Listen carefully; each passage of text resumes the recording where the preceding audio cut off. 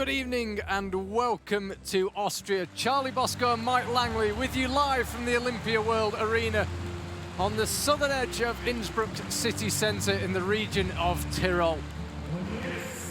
The World Championships is already 8 days old. These women have been competing for over a week, but tonight it's about bouldering. They've done lead, they've done speed, and there is a gold medal to be won on the boulder wall. Crowd filling out nicely. And we've got 6 of the strongest female boulders in the world about to compete. Every single one of them has won major IFSC titles before. Miho Nanaka will be out first. She is the reigning Boulder World Cup overall champion. Stasha Geo, the reigning European champion. Jessie Pilz, last weekend crowned world lead champion. Akio Noguchi, 4-time World Cup overall champion. Petra Klingler, the reigning Boulder World champion. And Janja Garmret, the reigning lead world champion and lead World Cup overall champion. Mike, this is without a doubt the strongest lineup I've ever seen in a bouldering final. Yeah, I mean, you talk about Clash of the Titans, that is what it's going to be tonight. Absolutely stacked field. See backstage there in the warm-up facility, Miho Nanaka looking super relaxed, Jessie Pilz looking like steel focused. The stage is set for what could be one of the greatest competitions of our time. And just a few minutes away from the start, Miho Nanaka will get us underway. Interestingly, both Janja and Miho both carrying significant shoulder injuries into the final. We thought it might have been affecting Miho a little bit in the semi-final round. Both Japanese athletes just got through by the skin of their teeth. Yeah, if you haven't watched our semi-final coverage from earlier on, Akio Noguchi and Miho Nanaka both failed on Boulder 1, which saw 6 ascents, so it was more than possible for climbers of their caliber. And they left it late to guarantee their place in the final. Had work to do to catch up on the remaining 3 boulders. There are the 4 boulders the climbers will be competing on this evening. Unlike in the semi-finals, just 4 minutes to climb them, not 5 as we have in the semi-finals. Here is the bouldering wall. It's a massive 18 meters wide, 4.5 meters high, plenty of space for 4 boulders, so the route setters have been able to get pretty creative. It's not as steep as some competition bouldering walls we see. The only slab, in inverted commas, is only 3 degrees off vertical, but the wall never gets past 35 degrees overhanging, the vast majority of it 13 and 20 degrees overhanging. By the standards of World Cup bouldering walls, that's not especially steep. But the route setting team, led by Manu Hassler of Switzerland, have been getting creative, and they look like they've set some fascinating boulders, real mix of styles. Yeah, really interesting tour here. I think they could be in for a real showstopper tonight. 4 boulders, we've got the slab on the far right. Look what looks like a triple jump in the middle on the red holds.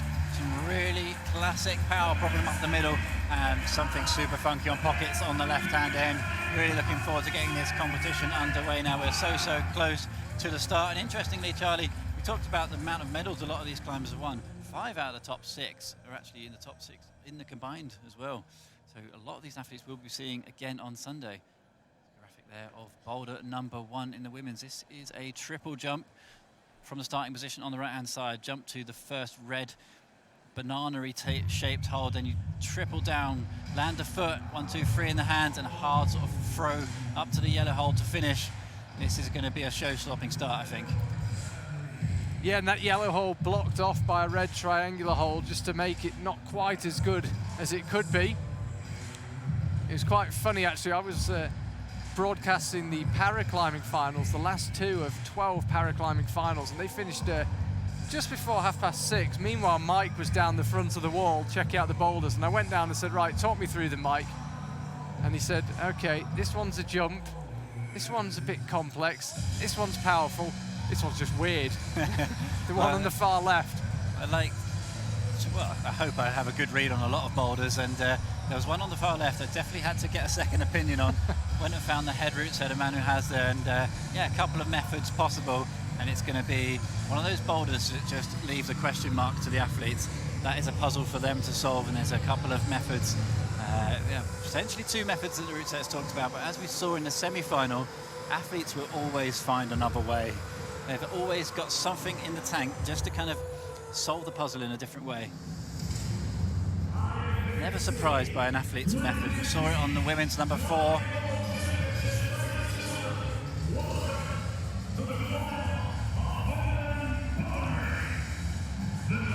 Just so you know, we have got a slight delay here in Innsbruck. Apparently, there's a problem with the official timing system. We're not in Switzerland, we're famous for its clocks, but we do border Switzerland here in Austria. But something in the timing software is not working right now. As it stands, we're not able to get any sound out of the clock system. Normally we have beeps to signify when time begins, when there's a minute left, and when there's 5 seconds left, the clock counts down. And right now we're not getting any sound out of the clock, is what I'm being told. There are the boulders that the climbers will compete on. They'll start on boulder 1, which is the second one in from the right. There's that many holes on the wall, and the boulders are that big and expansive because the route says they've got so much space to play with. It's not immediately obvious which hole belongs to which boulder, but boulder number 1 is that one there. So you can just about see the starting position there. This is kind of the classification of a modern boulder. It's not just a single jump there, it's a 2-stage jump with 3 hand moves at the end of the second part, if that made any sense whatsoever. Basically got a lot to do in one move. Jump to the first volume, land the foot across to the big volcano hold you can see down there, left hand down to the red, right hand up to the zone, left hand round the corner. 5 moves all in one go. Piece of cake. Modern bouldering in a nutshell. Gets a lot more traditional after that though. They move down to the pockets on the far left hand. And you may just be able to hear they're testing the beeps as we go at the moment. Yeah, I somewhat optimistically thought that might signify we're 5 seconds off our first climber being in the wall, but alas no, the clock system is being tested out. We're taking our pictures today from ORF, the Austrian national broadcaster, as we have done for most of the week here.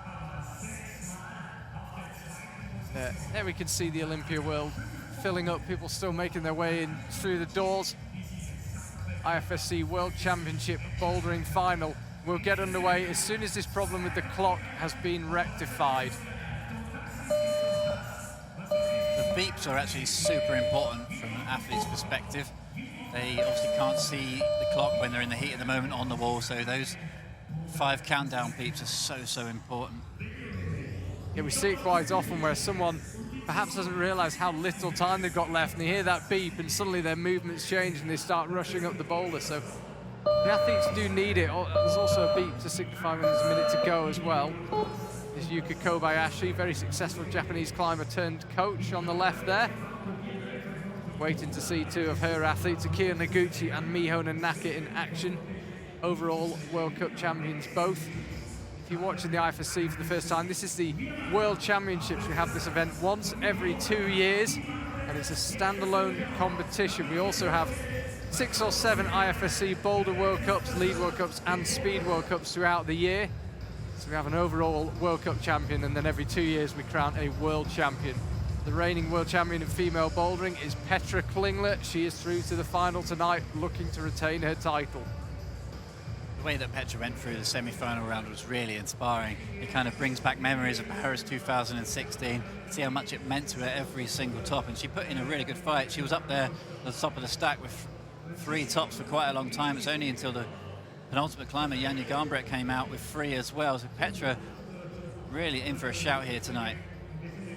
Yeah, Petra looked absolutely at her best in the semi-final. 1 or 2 injury problems over the past few years, but didn't seem to be causing any problem at all in the semi-final. Eventually surpassed only by the phenomenon that is Janja Garnbret. There's Tim Hatch, the IFSC jury president, Christophe Bion, the IFSC technical delegate, just talking to Miho. Got a feel for Miho a little bit here. She's probably been waiting for quite a while now. Got the shoes on, been sitting there off the warm-up wall, just getting herself ready.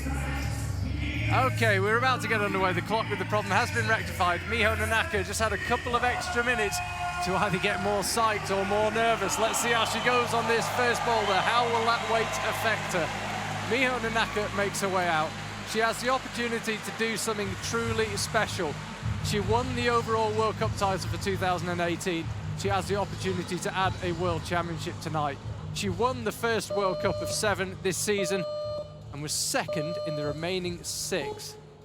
And now she's underway looked like she was slightly confused and unsure about whether the clock had started, but it has. 4 minutes begins for Miho, and she's got the right idea on the jump. Yeah, brilliant first attempt, just needs to carry a little bit more momentum. I think this jump is more of a show than a difficult boulder. Let's see if that turns out to be the case through the next 6 climbers. Miho really carrying that shoulder injury on the right-hand side. I think it's from one of the qualification routes earlier on in the competition. Quick dab of that left-hand red hold. Just needs to hit that and pull on it. Head route setter Manu has been known over the last couple of years for setting these multi-stage dynos. Would have remembered the 5-part dyno back in the start of the season in Meiringen in the men's final. One of his creations along with his team. Real showstoppers. So Miho, these attempts won't be burning a huge amount of energy, and she can take a couple just to get the feel for the jump. I think it would appear, watching Miho here, you've actually not just got to go past that red hold, that second red hold, you've actually really got to gain some momentum off of it, and kind of speed up the jump by using that handhold. You can see she's trying to control the jump somewhat, not go too quickly. You think the key might be to carry even more speed if possible? Yeah, it's easy sitting up here, but I think she's got to carry some speed to control the first off, but when she hits that hold, got to pull on it quite hard to get the second stage of the momentum to get all the way around to the far left.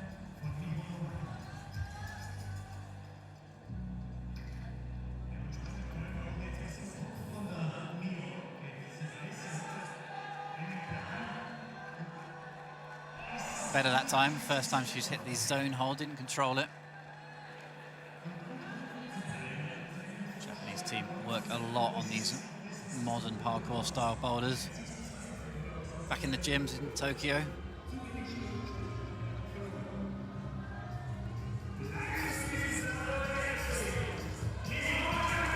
Very controlled so far through that first stage, but seems to need a little bit more momentum. Let's go.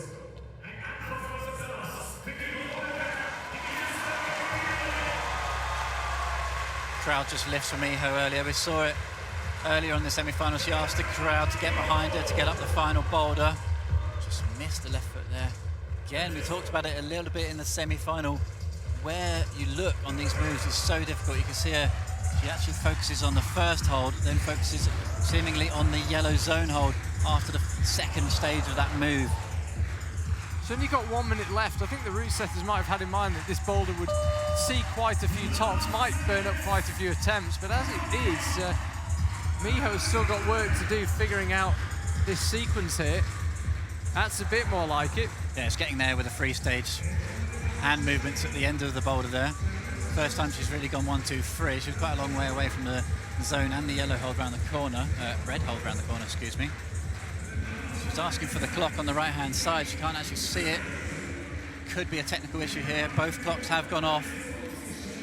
Yeah, the clock has gone off. I think Miho might well claim that if she can't see the time, she doesn't want to carry on until she can.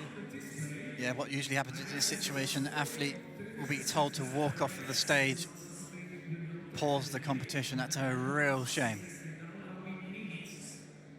The clock did flash back on around 25 seconds. You can see the Japanese team considering their options down the front. Charlie, I don't think there's been really any technical issues so far this World Championships. Now, I've had 1 or 2 issues with advertising signs, but no issues with the clock. It's so frustrating when so much work goes into organising an IFSC World Championships. You can see the Austrian national broadcaster brought this lovely crane cam that's currently picking up this picture. We've got multiple cameras, expensive audio equipment, 2 TV trucks out the back, and something as simple as a clock is causing us so many problems.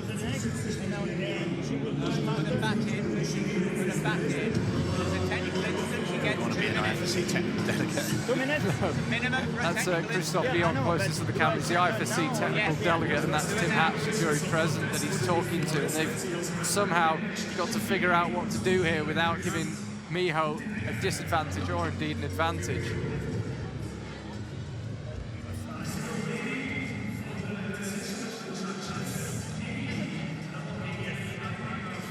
Okay, we've just been told that Miho is going to start climbing again, and she will get some time added on to make up for the time lost during the confusion about where the clock was. Crowd pleased to see her back on, as are we. I hope that's the end of the technical problems. Well, it's showing up on the clock that Miho's started her 4 minutes again. That wouldn't seem right.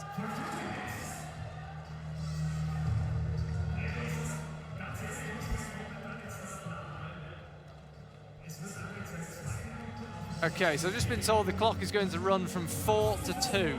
So Miho's been given 2 minutes to climb. Clock reads 4, but it's going to count down to 2. Crowd luckily giving Miho a lot of support here. They feel for her in this technical situation. Still in a relatively similar position here. I think the roof will be raised if she manages to stick this really complex triple catch.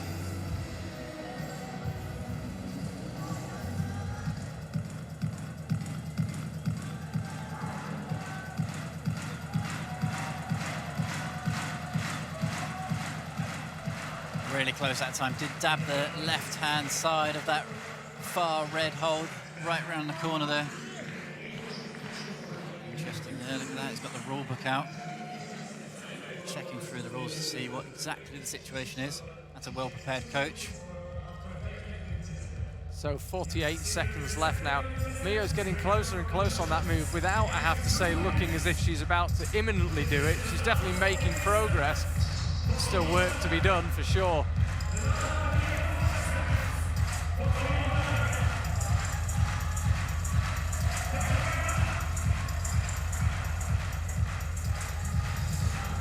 Interesting. I hope we get an angle, but you can see after the second. We'll come back to that. I was going to say a really interesting thing. I think I might just spotted there. You can see the red triangle, the first one that she's jumping down to, is peppered with holes in the bottom side of it. That is definitely where root setters have been tweaking this boulder and over again and adding smaller and smaller holes onto the corner of that hold until they realised they didn't need one at all. So it's going to be really interesting to see if they had something on the end of that hold, whether they've overcooked it by removing all of the holds in the end. Yeah, it's a good spot, Mike.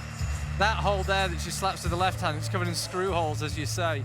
And you think that'll be a sign of root setters constantly jimming around, trying different combinations of little catches. Yeah, all sorts of different holds sometimes, and maybe in the end they realised they could do it without any jibs on there at all. Have they got it right? Well, we shall see. Miho Nanaka, of course, didn't manage the first boulder in the semi-final. I've already mentioned it, and it nearly cost her a place in the final. And as it was, she snuck in. But she has to go empty-handed from the first boulder in the final. Not an ideal start for Miho. Had to wait behind the wall for the next few minutes. It's one thing for the other athletes who can stay in the warm-up wall along with everyone else, but Miho was just off stage with the adrenaline of knowing you're about to be introduced to the crowd. Just had to wait for a few more minutes, then she had to go back inside. Yeah, fair play to Miho there. She dealt with that really well. Is Stasha Gale, the reigning European champion and World Games champion. Charlie Bosco and Mike Langley here, live from the Olympia World in Innsbruck. Women's World Championship bouldering final. Oh, and a completely different method from Stasha there. She tried to stop almost, and then slapped down with the left hand. That might work for her. She is a slightly taller athlete. Always tend to find a slightly different method on the complex jumps. Really not using much momentum out of the blocks, as it were. Yeah, I don't think that's going to work, actually. When you stab the left foot down, it sort of fires you backwards towards the start hold. You've got to carry the weight over that foot into the triple catch. Yeah, the very first attempt for Stasha looked quite promising, but then that second time didn't look quite as good. She's got just over 3 minutes remaining. Let's have a look. Was this the first attempt? I think that was the second one. I think because that bottom left-hand triangle is so bad, you've really you can't stop it at all, really. You've got to just keep the momentum going. That was close, though. She really seemed to slow it down on the sort of footland.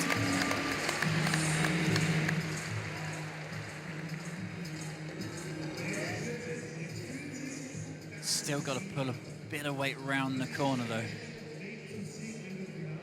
So hard. You can see the way that the angles of the wall work there. It's sort of climber and the boulder, it pushes you away from the wall rather than round the corner.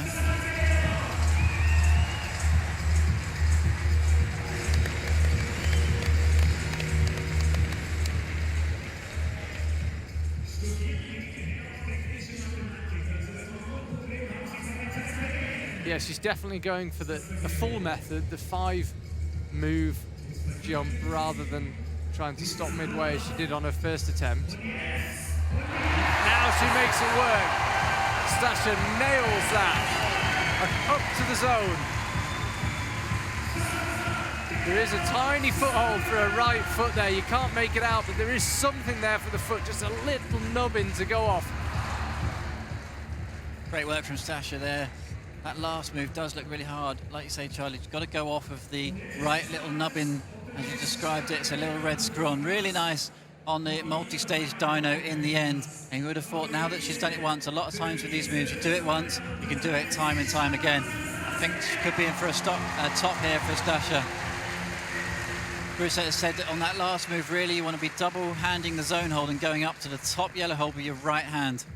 Remember that the most important score that the climber gets is how many of the boulders they top out of 4. If we need to separate a tie on tops, it comes down to how many zones they got.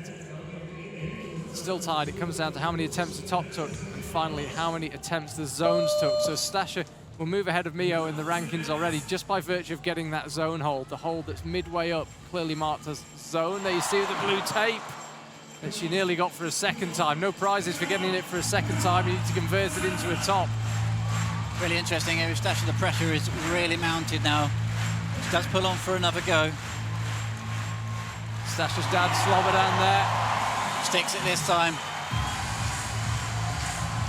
Which hand will she go? She doubles up. That hold is blocked. She pulls back on for another go with just 25 seconds left. Stasha's giving this everything now.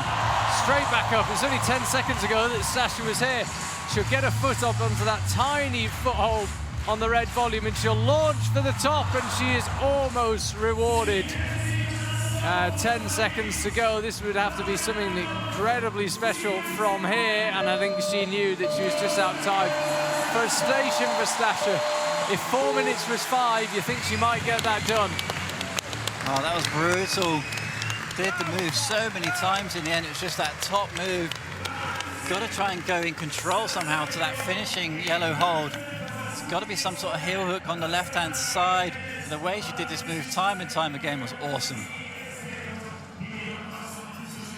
Yeah, you can just about see by her right knee that red hold that she's got to work with the right foot to get her up to the finish hold. Just tried to double. There's not really anything up there for the left hand.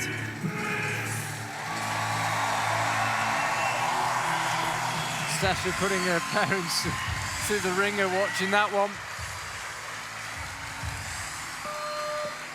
I think they probably find it more stressful than she does, to be honest. I can say I'm not sure whose heart rate was higher. Jessie Pilz now. Over the weekend, she was crowned lead world champion in this very arena in front of her home crowd. Currently lives in Innsbruck and trains at the Kletterzentrum, and now she has a chance in the bouldering final to do the double. It's never been done by a female climber, winning a world championship in both boulder and lead.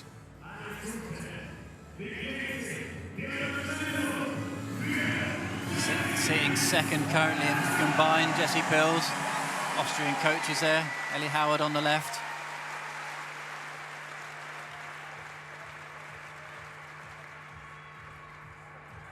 Just see from that kick of the legs, she was just a bit too low there, just didn't manage to get enough off that left foot starting foothold. Having watched Stasha, it's easy to think, the move's very doable now, but that move is incredibly difficult. The timing elements to it is so complex, so much going on with the hands and the feet both at the same time. Yeah, she's just missing, isn't she? She brings the right foot through. Yeah, I think she's just struggling to know where to focus, where to put the attention. Do you put it into the hands and hope the feet land perfectly, or do you focus on the big left foothold and let the hands do their own thing?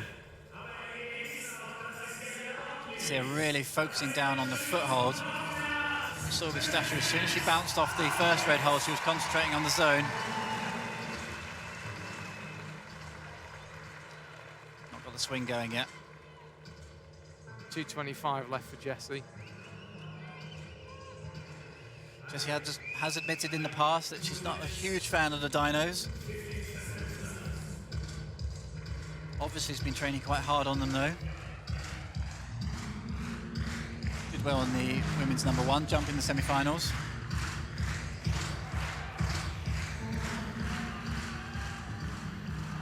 stopped it. Yeah, nearly found an alternative method.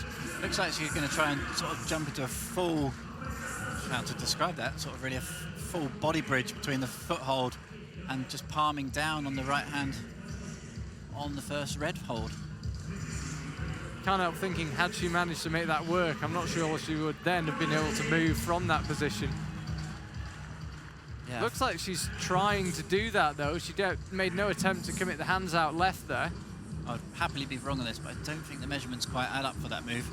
I think she's just a bit too stretched between the hands and the feet to be able to hold that position. And like you say, Charlie, moving from that position, if you do get it, extremely difficult, but never say never.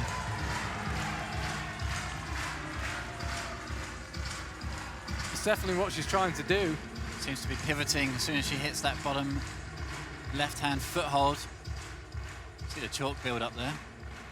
So she's nice and accurate with the hands. Not willing to commit to the sort of 5 hand movements just yet. Yeah, still focusing on that move. Might be the stage in her 4-minute rotation to try something else. She's quite reminiscent of a pole vaulter now, kind of pivoting around the top of the pole as she gets to the far side. The problem is that she doesn't want to be doing that. And this time she tries to go a bit further out left of the zone, and that seems to have spurred her on, that getting slightly closer to the jump. Yeah, better, but she might have left this second method a little bit too late here. DJ in the crowd responds for her though.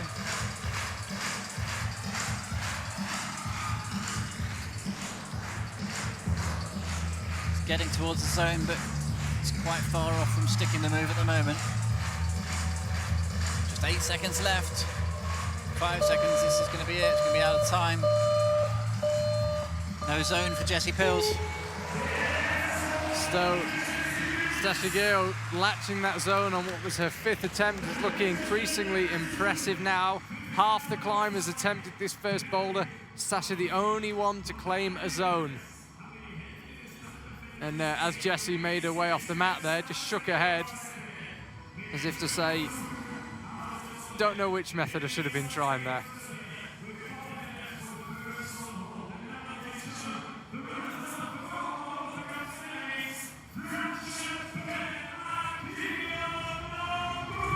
Four-time overall Boulder World Cup winner, 5-time overall Boulder World Cup runner-up, but never won a World Championship. Here comes Akio Noguchi, one of the best female competition boulderers of all time.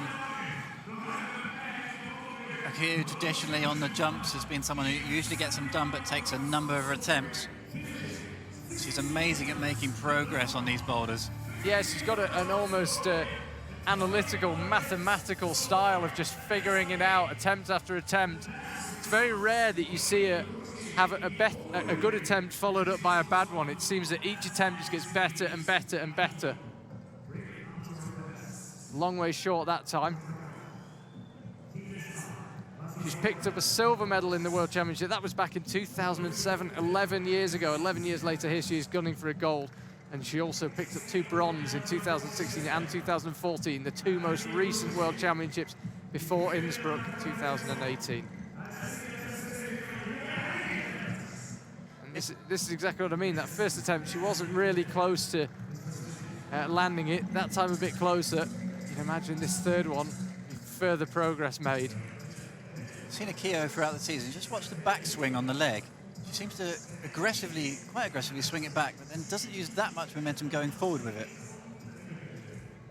Seems to be working for her though. You see a lot of the climbers really pogoing the leg and swinging it forward with a lot of aggression to give themselves a bit of speed. She sort of just pivots it back round, same speed she took it backwards. It's quite interesting.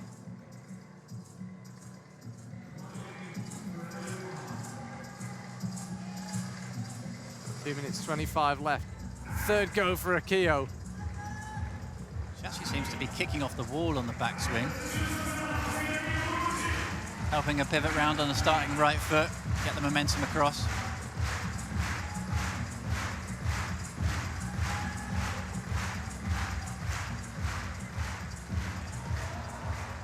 Interesting that time, sort of came a little bit, the body sort of opened up a little bit.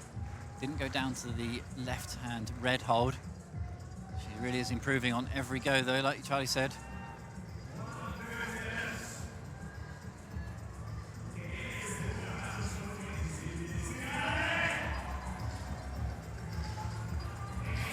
16:40 left, more than half her time elapsed here.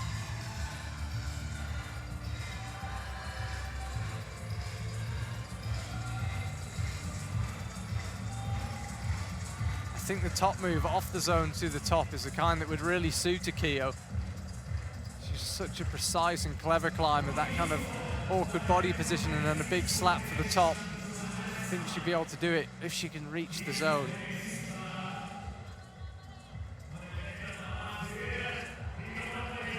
Trying a different method that time. Yeah, she had a little bit of success with that type of method slightly earlier on.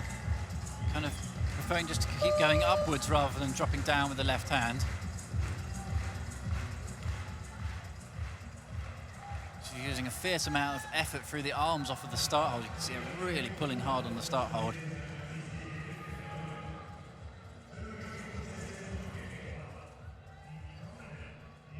Again, not quite getting the body position through that transition. Running out of time here, Akio.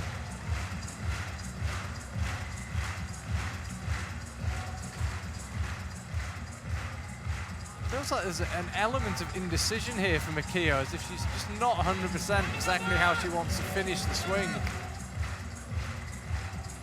I think because she hasn't really had much success in any of the different methods, she just doesn't know which one to try. And just trying to feel it out, but with under 10 seconds left, it's not going to happen here for Akio. That's a frustrated Akio Noguchi, and Stashigeo, after 4 climbs, is still the only one to have got anything out of this boulder. It was just a zone for her.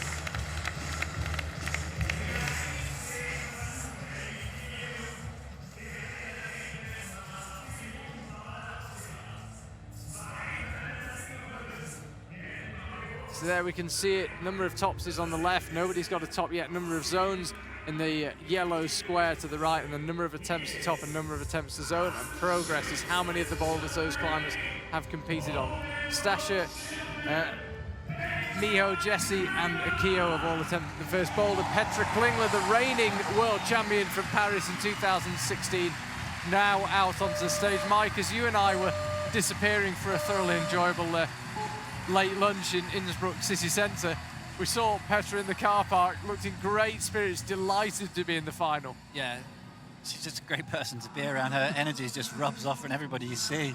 So excited to be in the final once again. Really turns up at the big events. Yeah, I said to her, come on, we want another moment like Paris in 2016. And she said, yeah, I wouldn't say no to that either.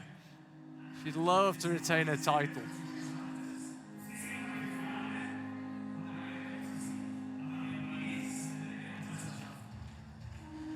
Relatively slow start to the women's competition here. That's what these kind of moves dictate. All or nothing type of moves. That was close. Again, thinking about that staying right with the hands method. I think Petra might be a climber who might actually be able to stick it like that. She thought she was close anyways.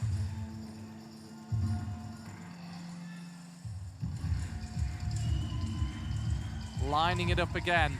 Yeah, she's definitely a bit like Jessie Piltz, trying to keep the right hands there, but again, like Jessie Piltz, that kind of pole vaulter rotation as she arrives at her destination with her feet.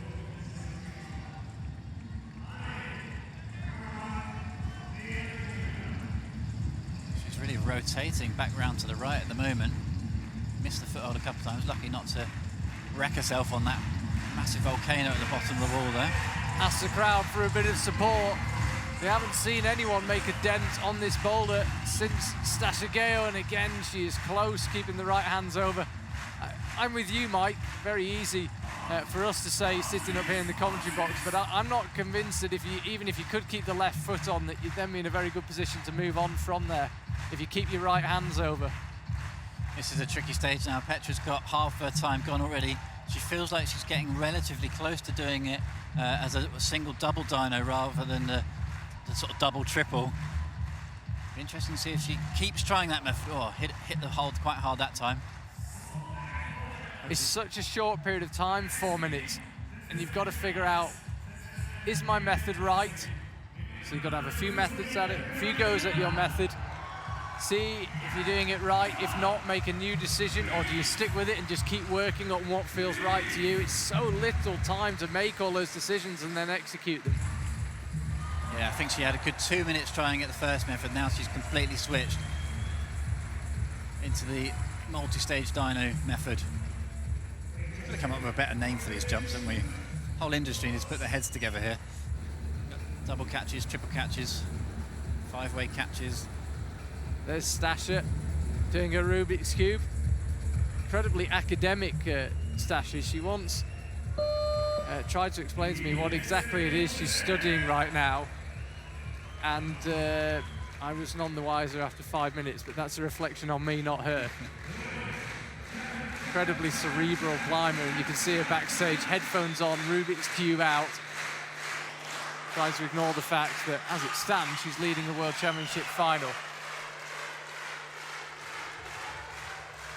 Petra, 35 seconds to go now.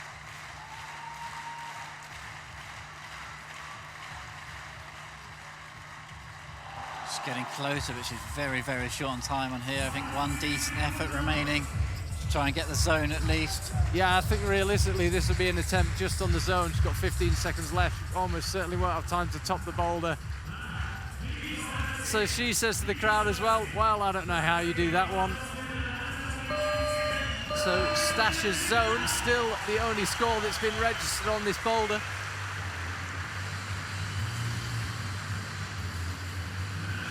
Last climber out will be Janja Garnbret. She was world champion in 2016 on the lead wall. She came second on the lead wall in 2018 by just 7 seconds. Came down to time in the final.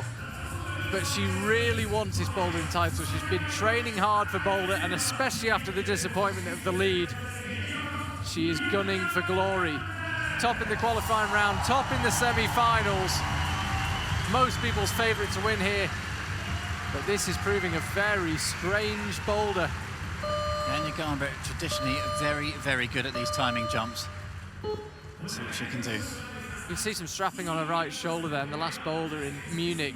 In the last Boulder World Cup of the season, she picked up a little niggle that's still bothering her slightly, but she topped every lead route in the competition, and she's come top of every round so far in the bouldering, so bothering her is clearly a relative term.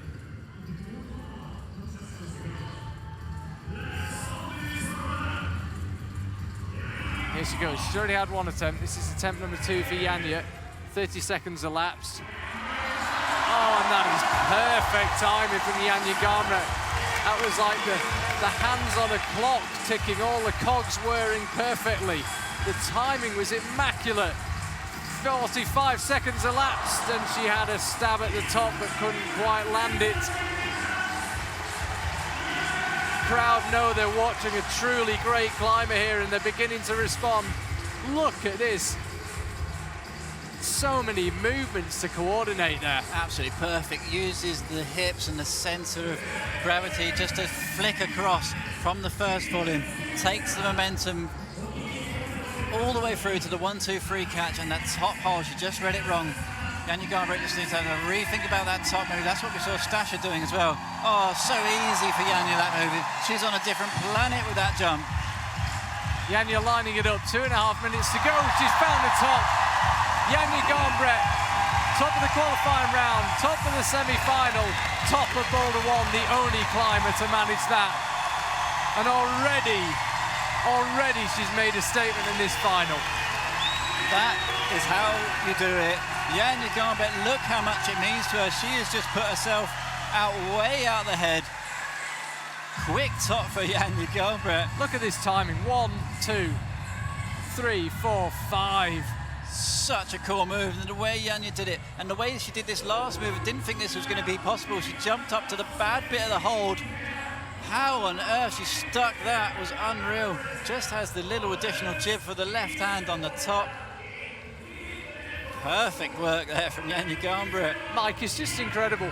We've been watching 5 of the best climbers in the world. Just to recap, we've got 2 world champions, 2 overall Boulder World Cup champions, and the European champion all trying that boulder. That jump looked absolutely desperate. When Janja Garnbret did it, it looked like you and me could do it. The timing looked so obvious all of a sudden, and there you can see it, Janja Garnbret, one top, already leading the way in this final. She was most people's favourites. Yeah, we Can said it. anyone rein her in? Well, I don't know, Charlie. She is just really operating on a different level at the moment. Potentially the best climber in the world right now. So we have a quick replay of Boulder #1. Some t-shirts getting flinged out here. Couple of eyes nearly lost, I think. Just as we have a look, this is Eustacia. She was so close to that. She's going to be ruining that moment. She had the little jib of her left hand, couldn't quite stick it. Every other climber really didn't get through that multi-stage dyno at all. Janja Garnbret's movement is just on a different page. They say that the true sign of mastery of something is to make it look easy. And Janja Garnbret is a master by that measure. There are times when she makes climbing look easy. And you only need to look at the caliber of her competitors and how hard they're finding these moves to understand that it is her that's making it look easy. It's certainly not easy. Now then, this boulder here, this is the one that you said to me, well, that one's just weird. Talk us through it if you can. Yeah, so starting a bit crossed on the arms, flicking out to the first pocket with the right hand. Then you've got a choice, apparently. This is the route setter's words, not mine. You can go inverted double toe catches on the volume, the blue volume on the red triangle, or you can do a figure of 4 and a big crossover to that volume, missing the bottom pocket. It's really interesting watching the observation, watching the climbers trying to figure this one out. This one could go any which way, I think. A lot of raw power and a lot of finger strength needed on these pockets now, though.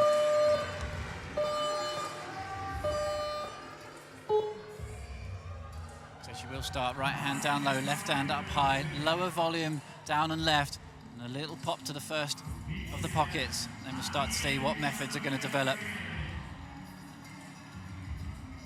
Does campus down, tries to get the momentum going, to get the feet up. Oh, amazing core tension there from Miho. It is a long move here now to get the toe hooks all the way up. Got to pull really, really hard on the right-hand pocket. Think about the fact Miho is carrying a shoulder injury on the right hand. Can't really design a move much worse than that, having to stabilize in that position.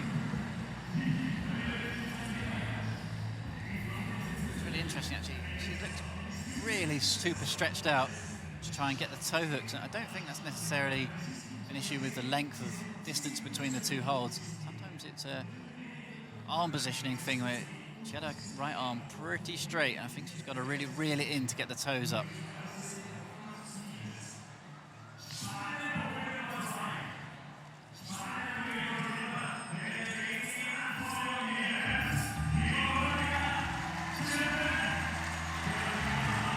Pink Panther being played in the arena now. DJ seems to like this one. Okay, so Miho launches out again with 2.5 minutes on the clock. Looks like she's just going to try and bounce over with the left hand. Standing on top of the lower pocket is dual textured. Stacked up in that pocket, that's pretty heinous to watch. Watch her fingers in there. She's got back 3 fingers in there, actually, not just the 2 middle. Needs to get on the board here, Miho Nanaka.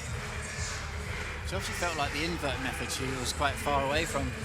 She might have to go back to that method unless she does bring a figure of 4 out of the box. You don't see those too often these days. Interesting when Patrick Klinger comes out, being an ice climber, well used to doing the figure of 4s, figure of 9s. Miho does drop down to that pocket this time. Looks like she's going to go inverted again. It's the distance between the bottom pocket and the toe hooks that's causing her issues. Got to be careful on those pockets as well. 1 minute 30 left now for Miho. Charlie Bosco and Mike Langley here live from the Olympia World in Innsbruck with the World Championship Bouldering final, and one of the strongest lineups we've ever seen in a final.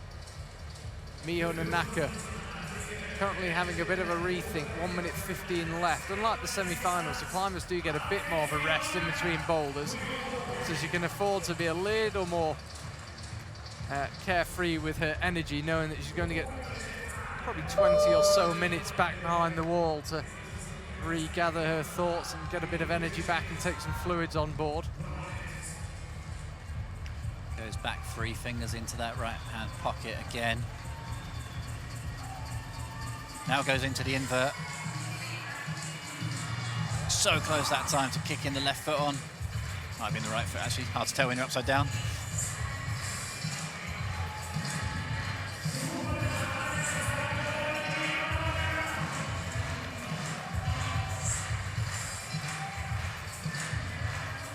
Unclips the chalk bag, loses the extra wind drag on the chalk bag, bit of extra weight. And with 15 seconds to go. He decides to try one more time. Got a couple more moves to go before the zone. Pretty sure this is going to be time up for Miho Nanaka. It is.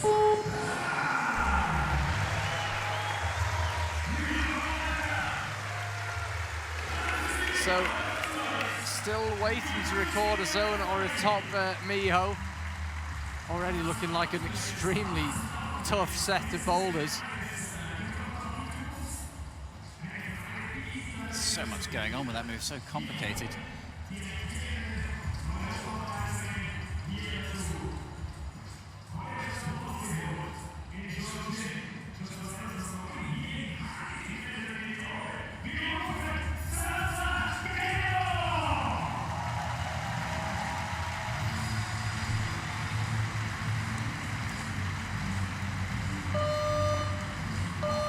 Stasha out next then with the zone secured on problem number one. So close to the top for her. Currently sitting in second position. Goes through her routine, tries to figure out the moves on this boulder. In some ways with two pockets it's actually a very basic move. May look basic, it's very complicated to get your limbs through the positions required there. A lot of tape on the left hand. Those multi-stage jumps can take serious pounding on the skin. Stasha loses one bit of tape straight away there. I think her skin could really be suffering here. Remember, this is all the athletes doing the combined here this weekend as well, so she's been through the lead and speed already this week.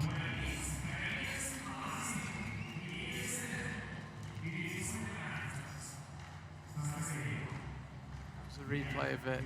Stasha in one of the volcano holds.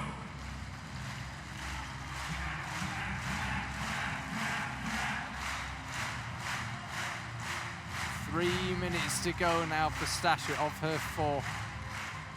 Struggling with that stab out to the right. Yeah, classic thing about pockets is it becomes a really low percentage move just by the amount of precision that you need. Can't just chuck to it and stick a hand in it. You've got to be precise with 2 or 3 fingers depending on your hand size. Quick way for the root setters to burn up a few attempts.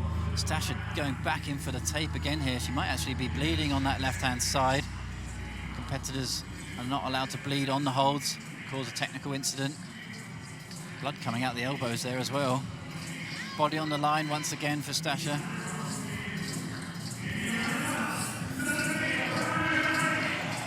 Here she goes again. I have to say, Charlie, that tape is really not helping her on this crimp. It's a dual textured starting crimp.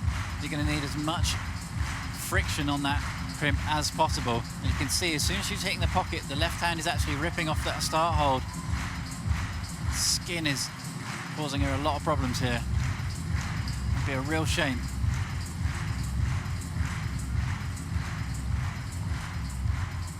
Three fingers on the left hand, all taped up. Anybody who knows when you've got that much tape on it, just climbing just feels completely different. It looks like she's going to take a couple of attempts to take it all off. Judges will be keeping a close eye on that depending on the blood situation. Yeah, it's tricky this. I mean, you've only got 4 minutes, but I suppose if you were looking for a positive in taking the time to tape up, at least you get time to kind of reconsider your method. You can see the judge just checking her fingers there, making sure there's not any blood. You do at least get a chance to compose yourself. But yeah, Stasha clearly suffering a lot with that left hand. She's dropped the tape off one of the fingers. It might just be enough. Looked to me like a middle finger that she's left untaped. Yeah, it is. She taped her first finger and her ring finger. Excuse me. And yeah, there we can see it. Thank you, Mr. Cameraman. Bit of a disaster here for Stasha in terms of the skin. She was looking so good on the first boulder. Such a hard week of climbing. Quite new for many of the competitors really competing for this many days. These temperature, these holds, does take its toll. Every competitor is different as well. Some are blessed with incredible skin and some have to work really hard to keep their skin in the best condition possible. Stasher at the moment just a little bit low in the shoulders.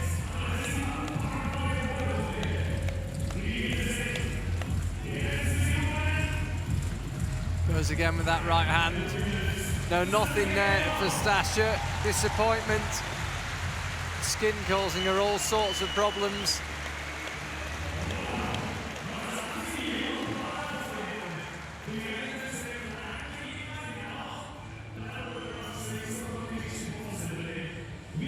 So Jessie Pilz will be next out. Stasher still hanging on to second place. She's actually the only climber alongside Janja Garnbret that's got on the scoreboard yet. Very tough first boulder. What can Jessie Pilz do on number 2? The lead world champion beat Janja in the lead at the weekend here in the Olympia World. About 20 meters over to the left as we look at the wall from where she's currently standing.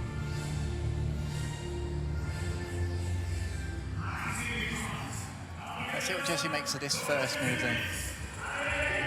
Double check, but I don't think she's got too many tape issues as well. Straight away into that pocket, no issues for Jessie. She's looking so strong at the moment.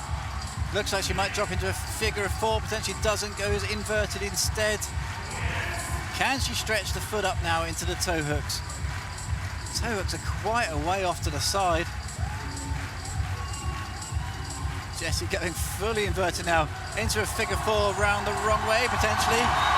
Crowd going absolutely crazy. Amazing. Demonstration of power from Jessie Pilz. Oh, gonna have to unravel that one. An inverted figure of 4. Quite sure where she ended up there, but it was quite impressive. That's a lot of climbing speak, but yeah, figure of 4's when you loop your leg over your arm like that. And it's one way of freeing yourself up, freeing that left hand to move, but it's such a powerful position to try and hang on to. Yeah, when you've got no footholds, it's sort of a way of levering your body up in the right position with the right holds. It can be a very useful climbing technique. I would say you don't see that one too often.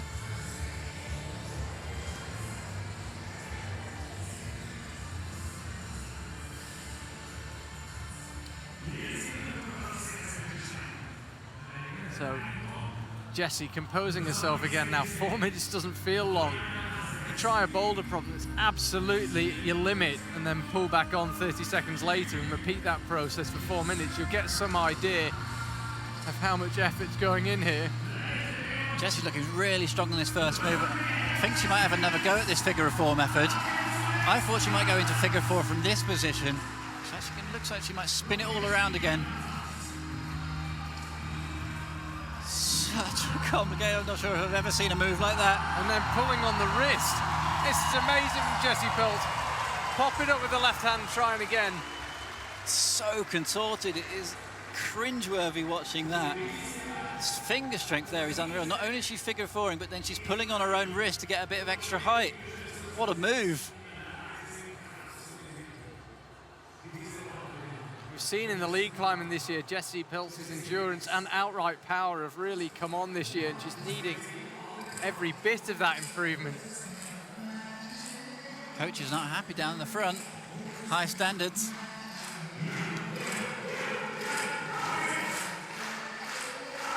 Right, 1:05 left. Come on, Jessie. Shout the crowd. I can hear them down in front of me egging her on. What can she deliver here? Thinks about going feet first again. Understandably, perhaps doesn't want to get in that figure of 4 position again. It's such an exhausting place in which to find yourself. Just at the moment, the athletes we've seen this don't seem quite long enough to get the toe hooks out. Sort of normally in those inverted toe hook moves, you hit a little jib under the volume and then the next hold is directly above it, but this hold is actually a little bit off to the side. Hope we're getting some good images down the front there of what's going on that move. There's just limbs everywhere.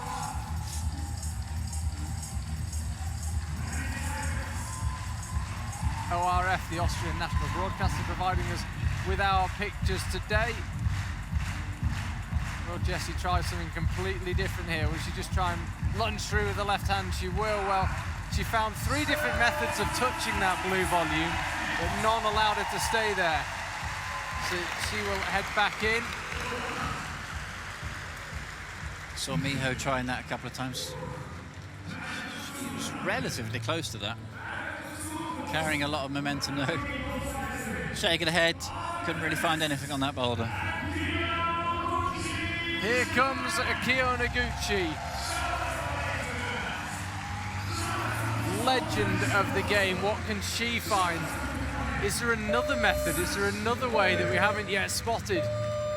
Just in the rotation, I was just looking out to the crowd. So many people waving their arms around, putting their knees up above their elbows, all trying to figure out the method for themselves. A real puzzle, this women's number 2. Yeah, I have to say it's not rare commentating on climbing. That it's not common, commentating on climbing to have to sort of think in your head which limb you're looking at. It's so 3D. Climbers are getting in such awkward positions. I wonder if Akio might just skip out the awkwardness altogether and just go from there. No, she is going to go for the feet first. It's the right foot that they're just struggling with to get the length out to that volume. Such an awkward position. She looks like she might be able to wiggle a match out of that hold. Female competition climbers over the years traditionally have managed to match pretty much every hold on the market. Such is their tenacity with their finger strength. I wonder if she might try a bit harder to get the match on the pocket there.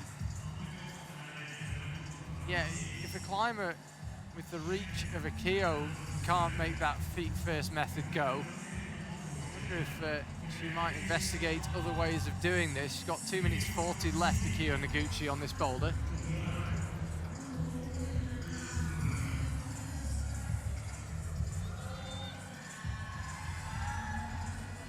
Stack matching on the pocket at the moment. Oh, close for the rollover. I think she'll go for that method again. That was a pretty solid land with the left hand. I think she might try and sort of pop the right hand out, replace it with the left hand all in one move in the pocket. Not sure if that's got a name. Not one that we can broadcast anyway. I don't think many of the moves on this boulder have got an official name. I'm racking my brains for ever seeing a boulder quite like this before. Certainly not the kind of thing most people are doing down the Boulder gym, that's for sure. Akio Noguchi now, again, trying with the left hand. So you think she might try and swap hands in that volcano? If she could, you'd have thought she'd be away. Yeah, but yeah, so much power would go through the tendon in that stage. You would risk sort of exploding your tendons out of your arm. But it might work, and she might be running out of options. With Janja getting the only top in women's number 1, she might have to look into the desperation section of this boulder to see what comes out.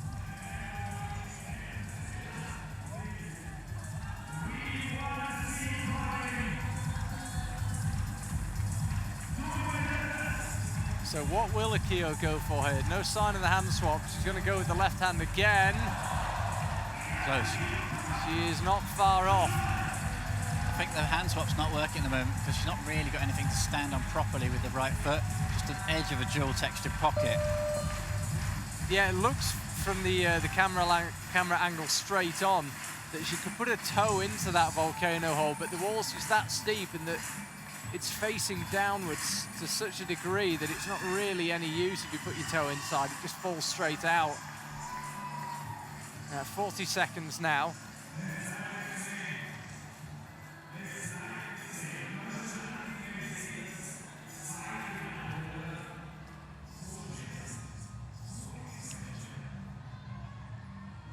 Akio try here. This is a different method again. She's going for the feet first method again. I'm slightly surprised she doesn't feel she can make that left hand method work. And that's not going to work either. So with 10 seconds to go, Akio Noguchi calls it a day. And Stasha Gale and Janja Garnbret, the only climbers still on the scoreboard. It's going to be tight, this women's final. Yeah, it's quite surprising. In the preview, the route sets felt like there might be a few more tops here tonight. As it stands, it's a very hard set of finals boulders.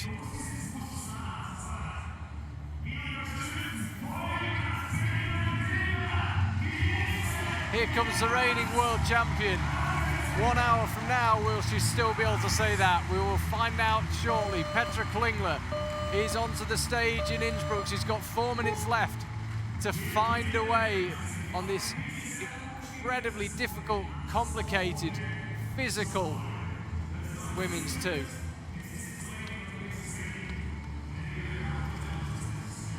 This is going to be really interesting. Petra, like I said earlier, is a great ice climber. Figure of fours are quite common in the ice climbing route, so let's see if she goes into it. Looks like she's going to, for a second I thought she was going to drop straight into the figure of four. Doesn't. That pocket underneath is quite misleading for the figure of four. Oh, she's finally got her foot on, and so we have a climber now who's got her feet established there. She's in that bat hang position. Surely a bit of showmanship from Petra, chalking up there. Suddenly she's found a way onto that blue volume.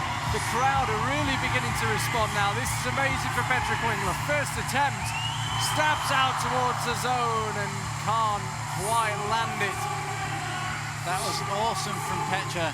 She's not really a different height at all from the different competitors, but the body tension that she manages to pull through to get this toe hook to work was on another planet. Let's have another look. Just tried so hard, inverted, head completely upside down, gets the double toe catches, starts to relax through that next section. What a move. Yeah, if you ever want a demonstration of the difference between the kind of people you see down the bouldering wall and the world's best, this boulder might be it. Can't say I've done many feet first boulders, many bat hangs.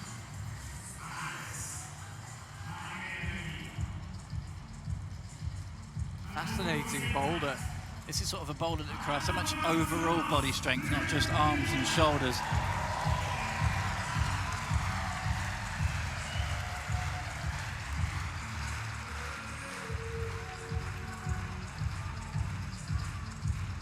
So surely Petra will try that method again. She must have known from, if nothing else, just listening to crowd reactions that not much progress was being made by the previous climbers, and she got such a big roar when she got established on that blue volume that she must have had an inkling that not many of the climbers had got that far. Just missed the foot swap this time. So much one arm power.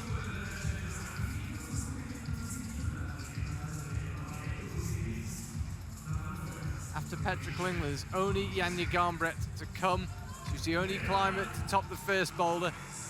Nobody yet has topped the second one.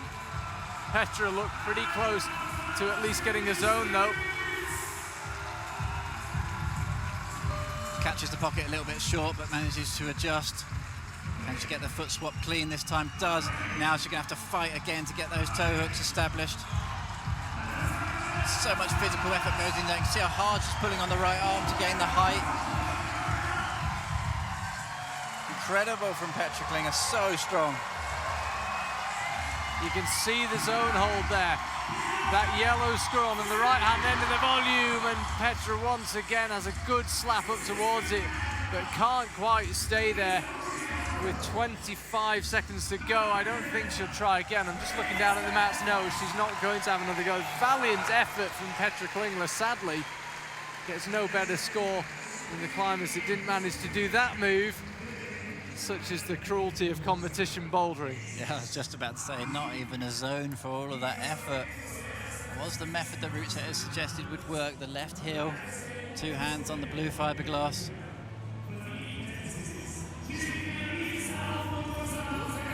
Bit of a heartbreaker there from Petra. Only Janja Garnbret still to come.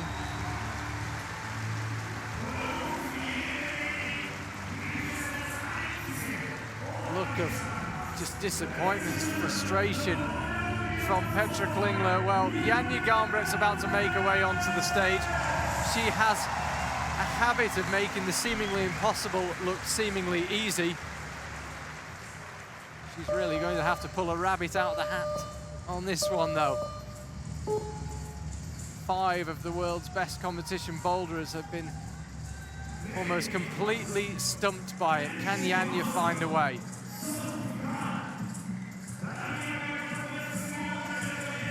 She's She's our last hope of seeing the boulder topped. That was true on the last one, and she delivered. Looked like she was just, sorry Charlie to interrupt you, she was just going to go for the match there. It's a really good close-up here. Wasn't quite sure what to do, just tried to pop one out, stick the other ones in. Grim move. Not a method the route setters would like to be seen completed, I don't think. Not sure our tendons would like to have a go on that again, but we'll see.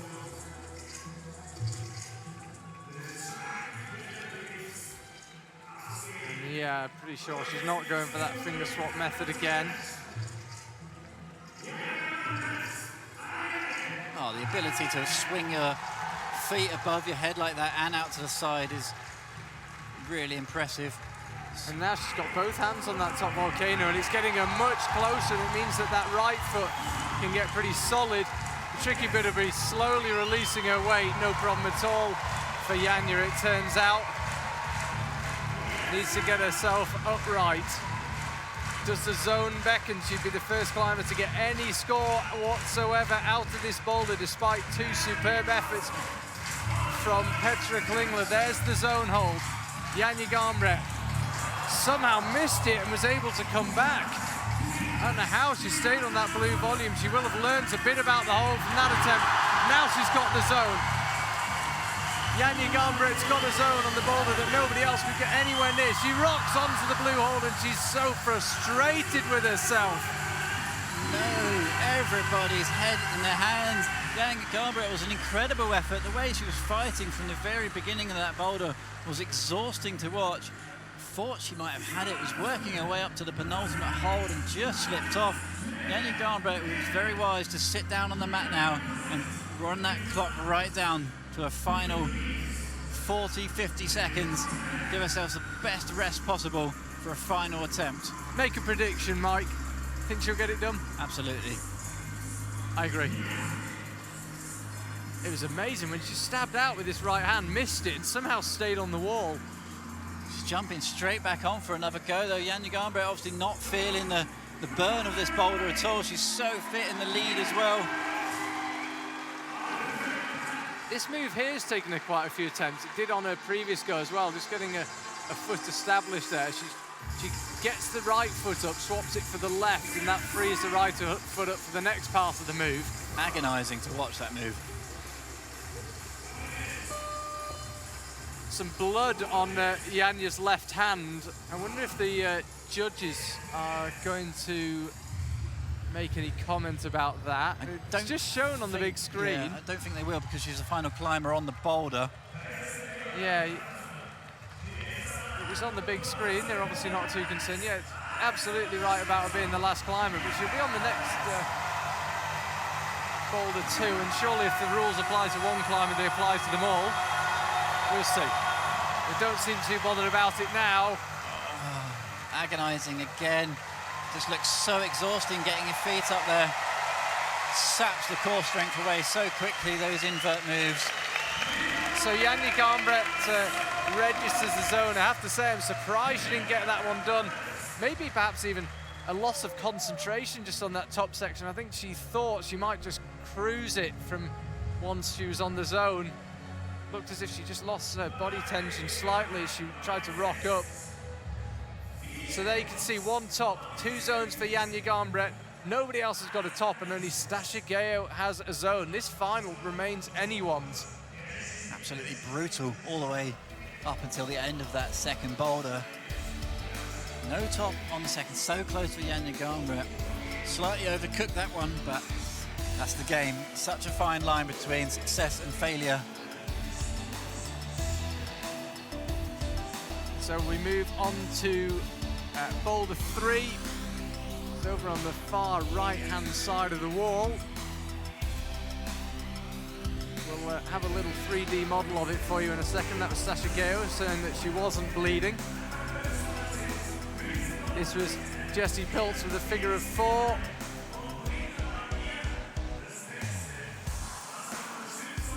Kyo Noguchi, who wasn't a million miles off.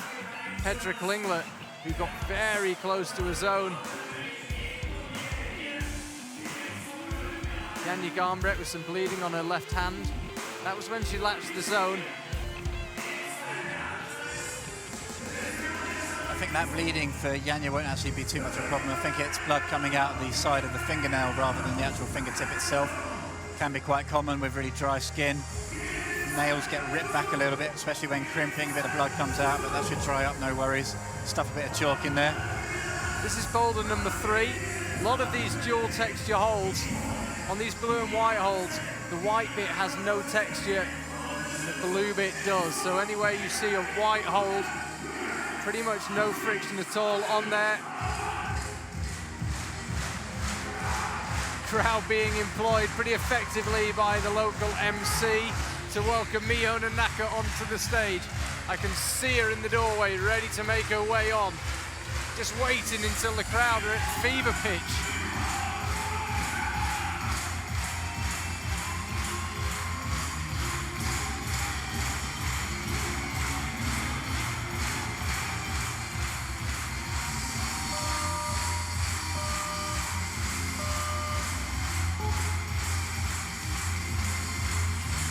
Atmosphere absolutely electric here in Innsbruck as we move on to the slab on the right hand side.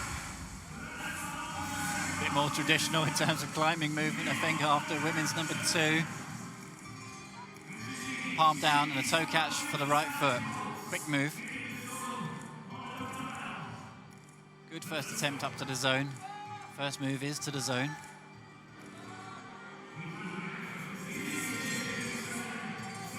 Kill the sort of barn door swing on the zone hold with the right toe catch. So Mike, the catch you're talking about is where a right hand is starting. Yeah.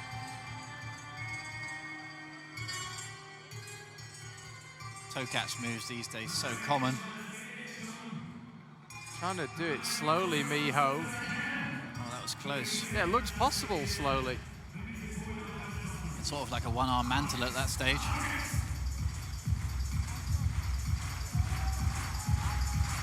See what she's heading towards in the zone department. This is a replay of Miho, by the way. She's currently down on the mat with 2 minutes 40 left on the clock and plotting another go. This is the lowest angle section of the Innsbruck wall. 3 degrees off vertical. Only just a slab.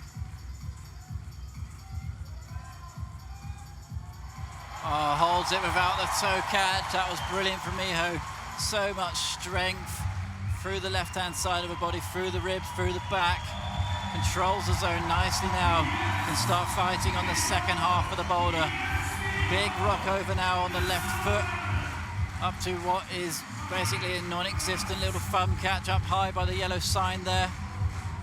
And it's still not over at that point. A funky move to finish.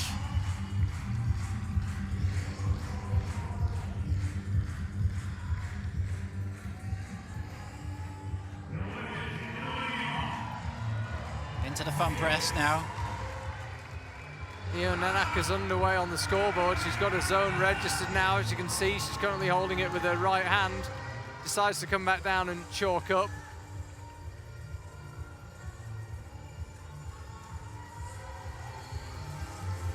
You can see where she's got to go. It's actually, distance-wise, a long way.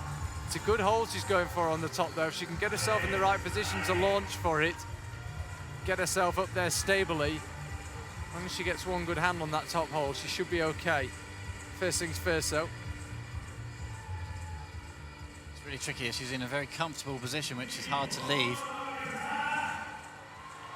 Pushes it out again this time. Looks like she's aiming leftwards towards the big blue volume. Gets it done, but needs to foot swap in that position. There is a screw on added to that volume. And just misses the foot swap. Definitely felt that in the big toes. So Miho now got a zone on the board. Running short of time as well, actually. Yeah, a bit of a nasty fall. Just whacked the that thigh. volume on the way down.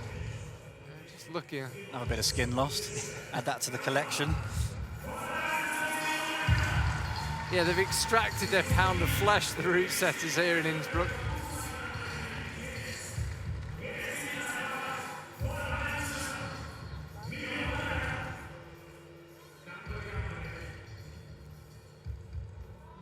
she's going to get timed out here, Mio. She's already got the zone. Looks as if she can't quite believe the time has already elapsed. Quite interesting there from Miho. She really didn't... I don't know what happened at the end there. She just looked exhausted, to be honest. Such a huge week of climbing for these athletes. Miho's right up there in the combined as well, so she'll be doing speed and lead. Speed yesterday.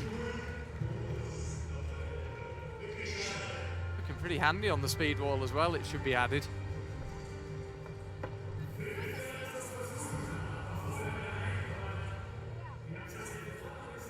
See pretty good progress on this boulder. We've not seen much action up to this point, really. We've seen a lot of hard attempts put down, not many scores on the board. It's felt very technical and lots of different methods employed. Minor details making a big difference. It's a real battle up to this stage. Frontline stuff. Stasha Geo now. What fingers has she got taped this time? It looks like it's first 3 fingers on her left hand, only the pinky and the thumb untaped from what I saw then. Really feel for the climbers when they have to get taped up. It sort of really can put you off quite significantly. That left hand, fingertip-wise anyway, won't be too important all the way up until later on this boulder, so hopefully Stasha can make it work. Oh, no issues, doesn't need the toe catch, doesn't even release the right foot at all until she's fully controlled the zone hole. That was really nice from Stasha. Now that tape's going to be a little bit more tricky for her. This is the position Miho was in for quite some time, back and forth. This is her first attempt, Stasha zone on her first go. She's now got 2 zones. Only the second one that she couldn't find a zone on. Got to commit to pushing up high now, a big stand-up move. So she's going to try and go dynamically. Oh, and lands it perfectly, Stasha. Just somehow needs to stay in balance as she drops down onto that volume. Gets the left foot on, she's gunning for that big hole at the top, that big yellow hole. She still needs to get as close as she can. Top for Stasha Geo. Brilliant. That's what it means to the family. She really had to believe in herself there. The way that she did that dynamic move across was all or nothing. Couldn't quite believe how it stuck. She couldn't believe it stuck. And somehow managed to fire up to the finish hole. Where did that come from? That was a flash from Stasha Geo. It felt like she was on the boulder an awful long time, but it was her first attempt. Let's have another look at the top. Oh, she wasn't going to miss from there. Absolute maximum beans to that finish hold. What a moment. Finals come alive all of a sudden. The hours of training, the early nights when your friends are going out, that's when it all becomes worth it. Topping a boulder in the World Championship final to take the lead. Could be temporarily. Of course, Janja Garmret still to come.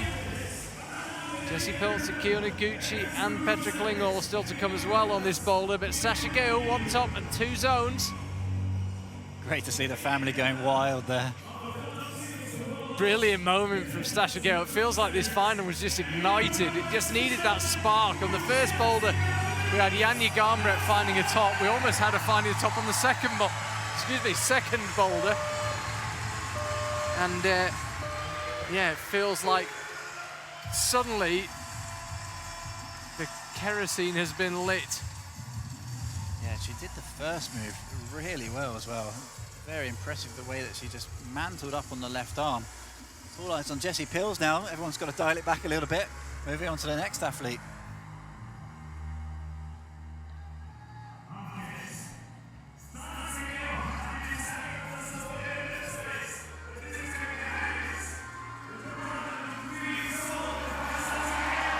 Oh, she can't hang on to that, can she, Jessie Pilz?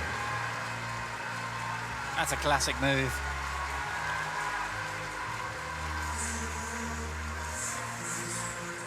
This move is what this boulder is all about, though, this next move. So many options to fire out into that left-hand side and the thumb catch and stand up all at the same time as Stasha did, or do you slowly try and rock it out?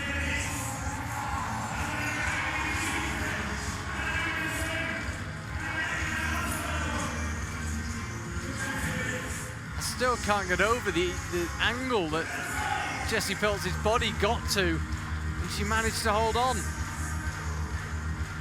Yeah, in parkour you can do sort of the flag, body flag on the pole. It's very similar to that sort of move.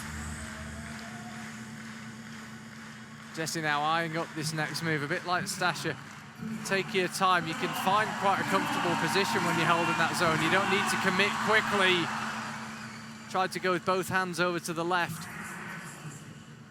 And the further and further she went left, the lower the body got, which meant inevitably she had to double to that hold in the end.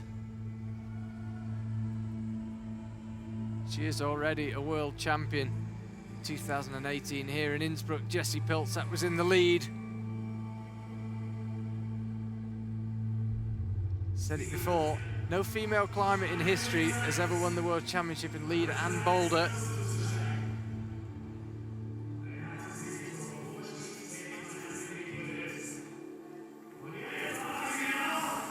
Couldn't quite repeat that first move that time from Jessie. Crowd does just try and get behind her a bit.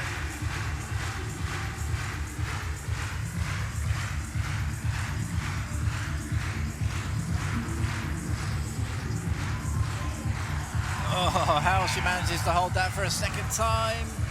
Just as I say that, she comes off, trying to stop the rotation. The legs desperately want to take their momentum behind your back. And at that stage, there's no stopping it. Does just manage to hold it though. Briefly, let's have another look. Really cool move. See her almost chin against the wall. It's almost quite unpleasant to watch that. You can almost feel yourself bracing, imagining what that must feel like. Jessie Pilz does it for a third time and hangs on to it for a second time. Opens the hips up, uses the left leg really wisely there to stab against the wall to kill the swing.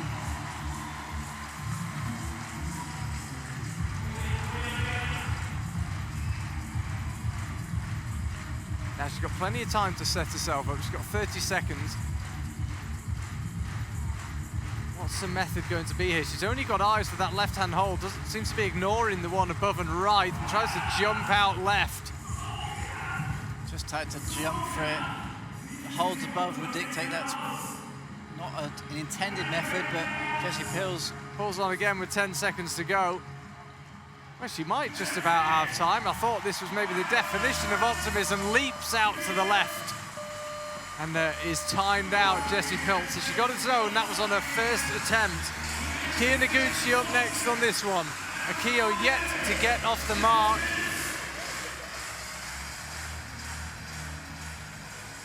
Eyes on the prize there as she dynos out to the left. It's good thinking actually from Jessie, really. She wasn't actually a million miles away from it.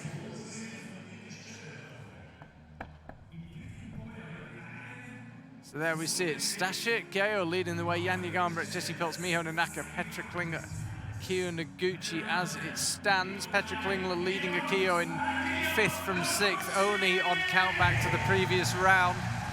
Here is Akio. 4th climber on this boulder. It was topped first time by Stasha Geo. Jessie Pilz and Miho Nanaka have both got the zone on it.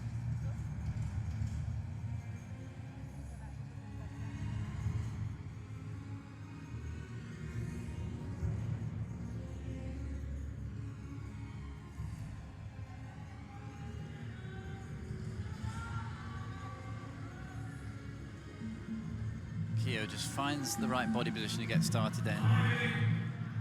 She's going to know that this boulder's gone down quite quickly, and she's going to know that quick top could be really helpful here for her. Use the height to a slight advantage there. It's a very similar method to how Stasha got through that first move. Amazing mobility from Akio Noguchi to be able to get her foot up whilst her arms are in that position. This is her first go, Akio. We're looking straight down on top of her from the big crane cam over on the other side of the arena. And this is quite a comfortable position to be in midway up a World Championship final boulder. She's able to really think, make some calculations in her head before going. And just seemed to get caught in two minds there. Akio went up with the right hand, had a quick feel of the hold, didn't like it, and tried to then match on the hold to the left, but by then it was too late. Let's have another look. Such edge of your seat moves. I nearly fell off my chair as she was wearing up for that. Just willing her to stick that position. Opted for the stand-up and the right-hand thumb catch. Halfway realising that she was falling off, tried to land the volume on the way down. Yeah, you can see how solidly that left hand landed, though. It goes to show you don't need to get that much out of the right hand. It's more just steadying you rather than actually a hold you pull on. Yeah, that's lucky because there's absolutely nothing there. Just as well. I think she'll try the same method here. Concentrate a little bit on the bluer volume lower down.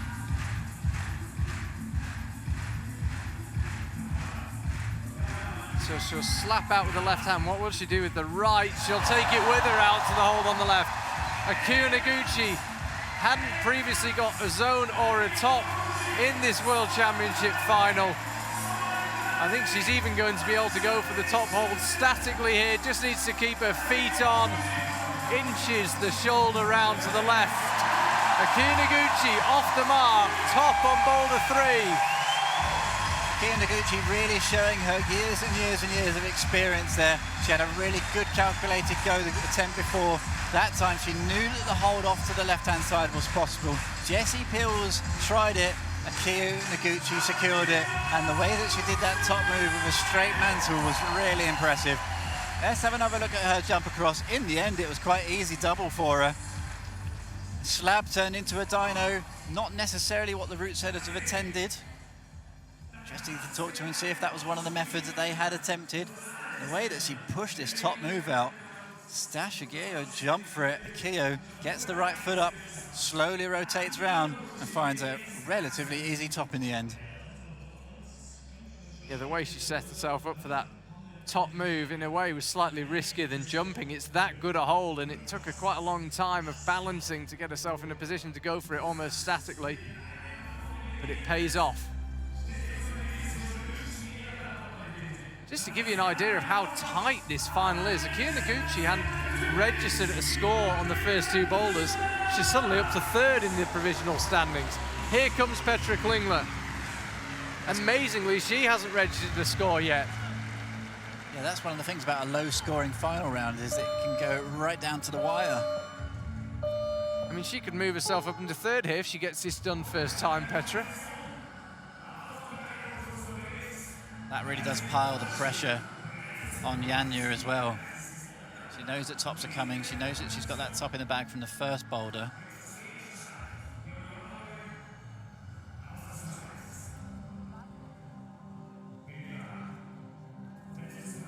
So Petra pulls on, fires up for the zone. She's not going to do the boulder first time. That toe hook method that the Rizzo was describing, not quite panning out just yet. Petra going quite fast up to that first zone hold, the yellow hold.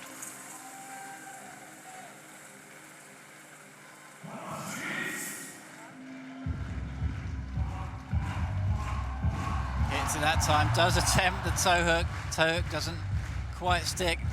Huge over rotation there, nearly held it actually. Yeah, I think we saw the limits of shoulder flexibility with Jessie Peltz and went just beyond the limit of shoulder flexibility there with Petra. Almost like a double heel clicker around the back of the head, skating move. Another quick look from that angle, huge rotation. Just using the head on the wall very slightly to help with the, try and stop that rotation.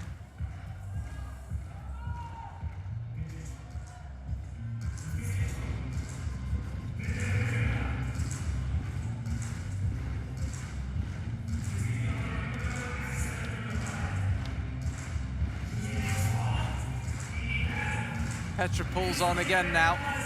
She's had a good hand on that zone, but not quite controlled it. All that body strength that she showed on women's number 2, I thought this move might suit her. Just needs to slow it down potentially a little bit. That's the Swiss coaching team. Going through the ringer.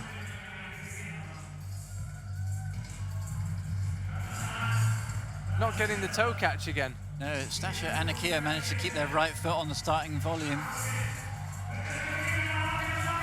sure if Petra's quite got the length for that. She's hitting it quite fast. So much power in the shoulders there.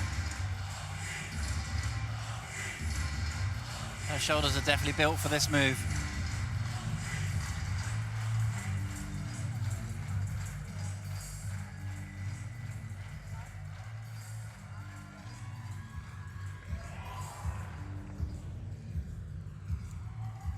Still moving quite fast there, Petra.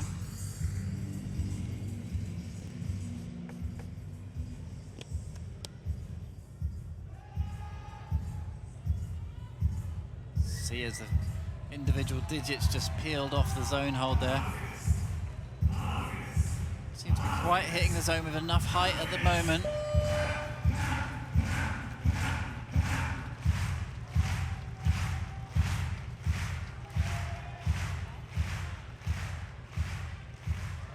Oh, that was good that time.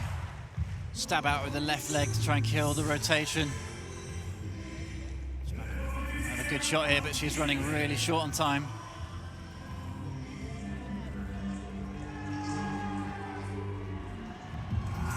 It's the same thing. It was in Paris in 2016, and Petra Klingler found a key toe hook.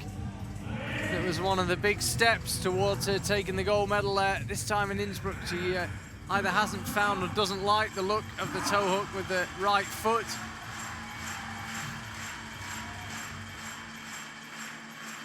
Ten seconds to go. Getting a bit frustrated now. Trying to secure a zone at least. Don't think they'll give her that, unfortunately. Here comes Janja Garnbret. Looking to make it 2 tops and 3 zones. If she tops this, that will be a score going into the final. She'll be the first climber with 2 tops. And she will have it in her hands for the win on the last boulder, if she can find a top here.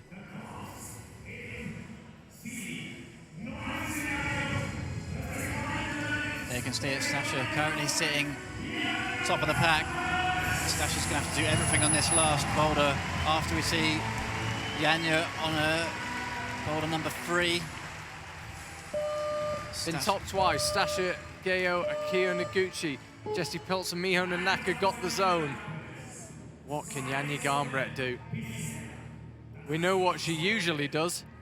Yeah, can she find it here? Right shoulder could be an issue here for Janja, let's see. Just a foot slip, bit more blood. Asking for a brusher. Someone sprints in.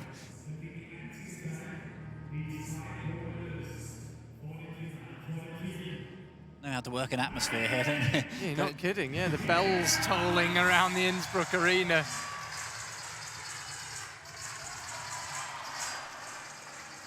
Big rotation there from Janja. Thought she might have held that. Just works the right shoulder. If you've got a right shoulder injury, this is about as worst possible move you can do. Janja's got to be really careful here. At the same time, she's got a World Championships to win.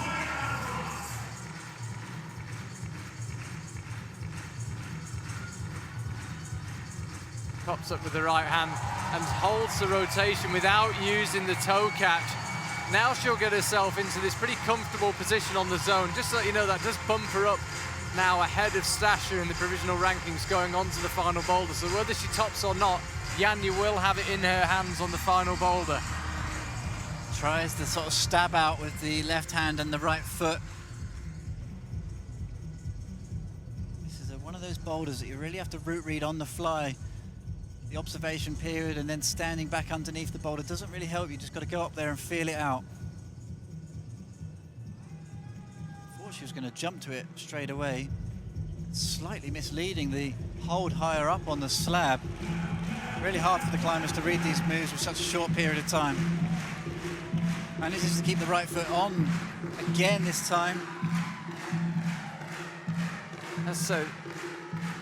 Once you can get established on the zone, I wouldn't be surprised to see her shake out that right arm. See her just casting a gaze high and low trying to figure out this method.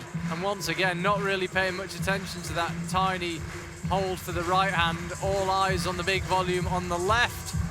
Oh, no problem for Janja. Once she got the body position and the launch right, she did it with ease. 2 tops for Janja Garnbret. She would have gone into the final boulder in the lead regardless. That was great from Janja. It was such a fascinating boulder, possibly going down in a way that the route setters didn't intend. The athletes always find a way.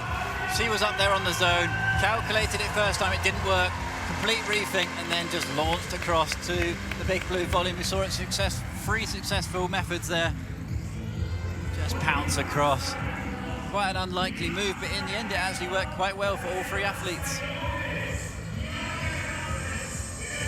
No problem with that final move. Yeah, Stash's method was the only one that was slightly different, with the stand-up rather than the jump across. Really fascinating boulder.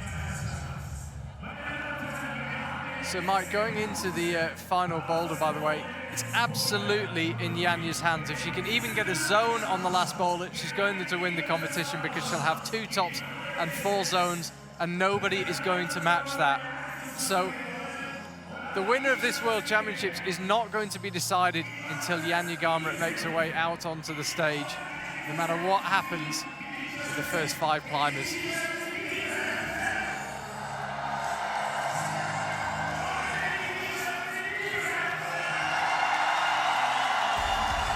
Crowd being asked to cheer now. We're moving on to the final boulder of this women's final. Tops have been few and far between. Only 3 climbers have got one. Janja Garnbret's got 2, Sasha Gale's got 1, and Akio Noguchi has got 1. Jessie Pilz, Miho Nanaka and Petra Klingler all looking for their first top of the final as we enter boulder number 4. Replay of Jessie Pilz coming close on number 3. That was on the last attempt. Jessie was almost out of time. This was Akio Noguchi putting her coaches through the ringer. She managed to find the top in the end. Petra Klingler here, looking a bit frustrated, and Janja Garnbret ditto, but she found a way. One thing that really stands out about Janja is how quickly she's able to get over disappointment. She looks so frustrated, so hacked off about something, and then suddenly pulls on and does the boulder. I think that's due to 2 things. One, she just believes that she can climb anything. That level of confidence, she just knows that she can climb it. And number 2, I think there's an advantage to being that good, is if I can't do it, it's probably not possible. Therefore, I should be able to do it. As it route sets, wouldn't set something that's not possible, usually. This is boulder number 4, though. We are moving on a bit more basic territory now. Smashing up through some slopey holes into a couple of big volumes. Blue crimp in between penultimate hold and a big chuck to the finish hold. And those blue and what looks like wood volumes are dual texture again. Blue bit is high friction, the brown bit is not. Yep, absolutely. Takes the thumb catches away, really. You have to rely on the slopers a lot. Dual texture on that sort of sloper really kind of isolates the forearms, isolates the hands by taking away the texture on the thumb. A nice little toe catch move on this move again. Toe catch didn't really come to anything really on women's number 3. Let's see if the toe catch, as described to us on women's number 4, will get used. Big jump up now, straight forward power, flick between 2 slopers. Toe hatch perfectly there for Miho on the left-hand side. This next section looks brutal. Straight up to the zone. Just come back down from it now. Already been awarded the zone, by the way, on the judges. It's already flashed up on my screen. How's that for real-time scoring? Pops out right. Definitely struggling with that right shoulder. Yeah, pops out right and really feels it on the right shoulder. Really didn't look that convinced about that move. You could see she didn't really fully extend her arm as she went for that right hand. Yeah, interesting. Mia's got to consider the overall competition on Sunday here a little bit as well. She's currently sitting in 5th in the combined category, so she will compete again on Sunday if she can keep that shoulder in one piece. Yeah, we've got the Olympic format combined for both men and women on Sunday. That's going to be between the top 6 ranked overall climbers from all the action we've had here in Innsbruck across boulder, lead and speed.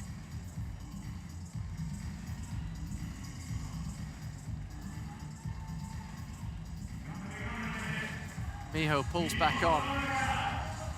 Definitely not happy with that right shoulder. It's the second time it seemed as if she's just sent the arm to 90% extension, but not been really willing to commit 100% on it.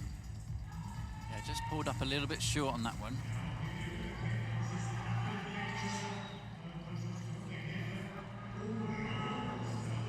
Still over 2 minutes left for Miho though, half the time remaining. Floats past the toe hook that time. She was almost a bit too powerful on that go. Made up for the go before, but overcompensated slightly. Missed the toe hook. Who'd be a coach?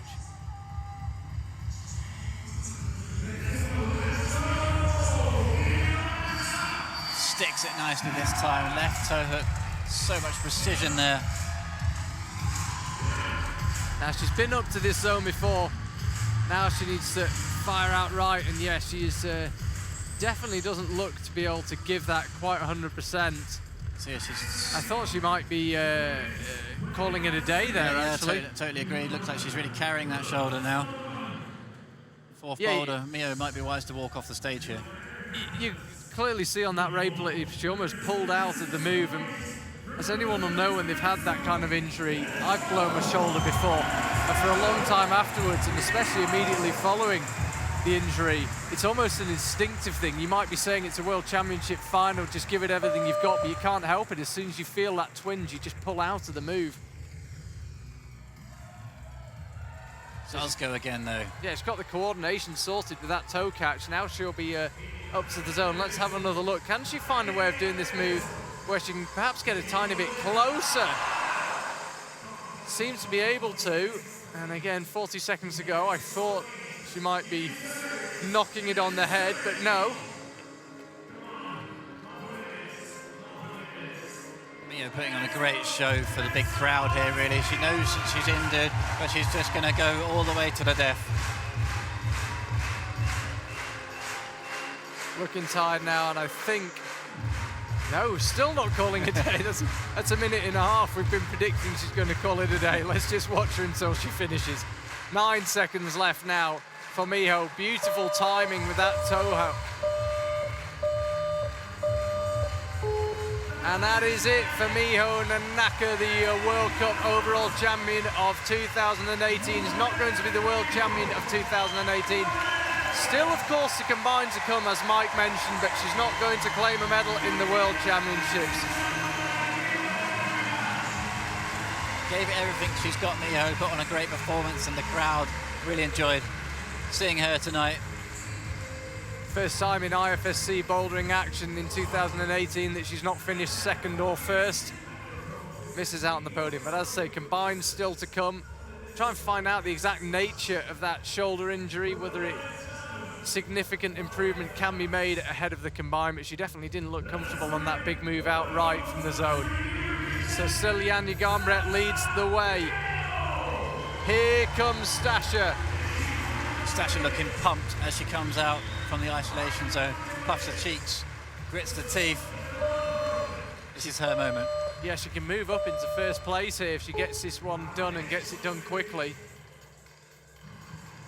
She then have the most agonizing wait of her life until Janja finishes the competition.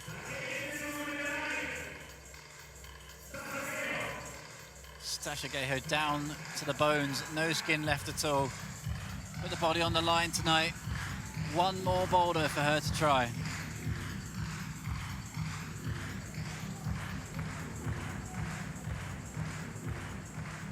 "30 seconds a lap for Stasha." Got the impression that was just a feeling it out attempt. Yeah, just try and get rid of some of the nerves on the first go. Pulls back on.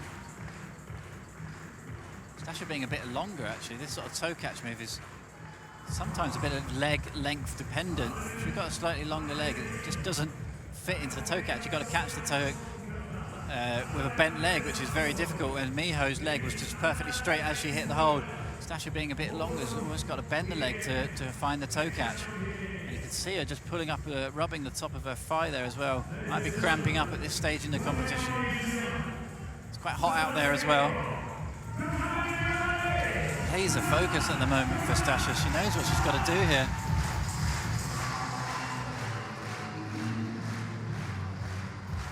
The European champion pulls onto the wall, and again that left hand fired off. And I've got to say, if you're suffering with your skin firing off at that speed, just look at this. Imagine those tips to the left hand are already painful. They're going to be an raw. Absolute agony. Oh, that's to wake you up in the night because your hand's stinging job. She's not going to be too impressed next time she tries to pick up a hot drink.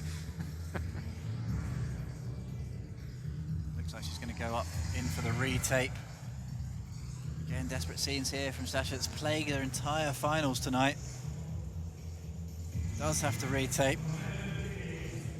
100% sure how many thousands of people are watching, but there's thousands of people in the arena watching someone tape their fingers. They're giving her great support. Well, she's had such a battle tonight. To tape or not to tape, that is the question, and it's been on and off all night. Almost take it boulder by boulder, move by move. Do I need tape on this boulder, on this move? Yeah, okay, I'll take it off. I'll put it back on. It's not actually that easy to tape when your hands are so chalk like this as well. So your taping game's got to be strong, never mind your climbing game. Just shows the judges.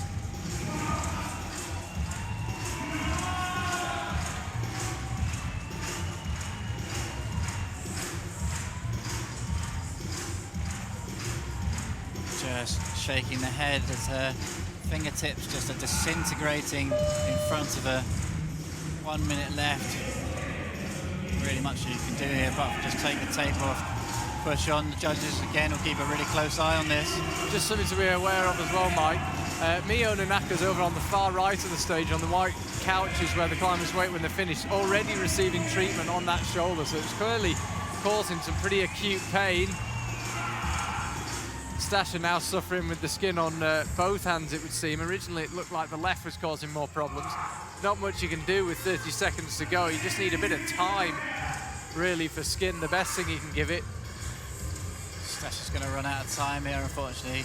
Skin a huge factor for her in this final, as with most of the finalists. Quickest bit of taping, the most pressured taping she's ever done there. Quickly shows the judge and pulls on for a final go.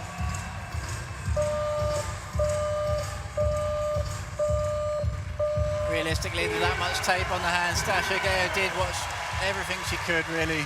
On those slopers with that skin, not much you can do about that. Stasha's had a wonderful World Championships. Regardless, is going to pick up a medal. And you can see, as I mentioned, Miho already receiving treatment. That does not look promising ahead of the combined final. Stasha's got any sense, and she certainly does. I don't think she'll be doing any climbing tomorrow. Just get that skin healed up. Do your best for the combined final. So there we see it. Stasha Gale completed her rotation onto the podium.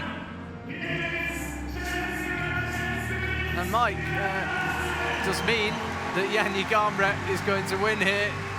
Stasha could have caught her, but Janja's going to finish with a worse score of 2 tops and 3 zones. Nobody is going to catch her. She is the world champion in bouldering. Yeah, world champion without even having to come out on the final boulder. It did go down to the final boulder, but only the second climber coming out has decided it. Janja Garnbret, world champion, redeems after the silver medal in the lead. She's dominated all the way through this competition, really. Was it ever in doubt? Yeah, I mean, when she came out and topped that boulder, #1, that nobody else could do, you instantly think, this looks ominous. She's duly delivered. Jessie Pilz here, the world champion in lead. Still yet to find a top in this evening's final. 3rd climber to attempt this boulder, #4. We've only had a total of 4 tops. Jan Jagermaret's had 2 of them. Just feels getting close to that second sloper. Let's see, it's a war zone. Well, I said earlier the route setters have got their pound of flesh. What a brutal set of boulders tonight. Stasha Keo's barely got any skin on her fingers left. Miho Nanaka's already got her shoulder all iced up and strapped up. Jessie Pilz might feel slightly left out as she goes over there merely tired. Nice from Jessie Pilz, sticks it that time. Perfect catch on the left toe hook. See what if she can match Miho's performance, gets to the zone nicely.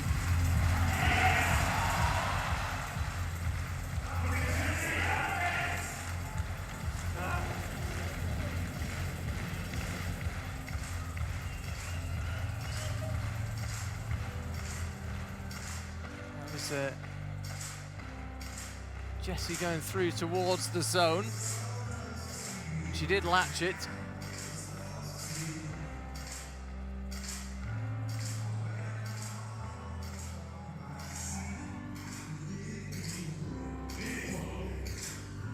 The door is still open for the bronze and silver medal, I think. Let's get Charlie double check the scores for me. Stash is still up there in the silver medal position. Skin or no skin, Keo still got something that she can do.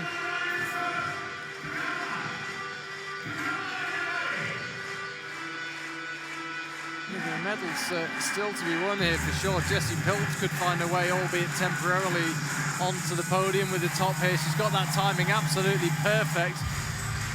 And suddenly I think the DJ in the venue hand slipped on the volume button.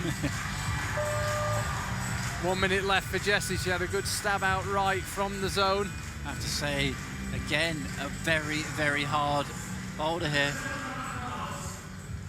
Not only is 1, 2, 3, but boulder number 4, it's brutal as well.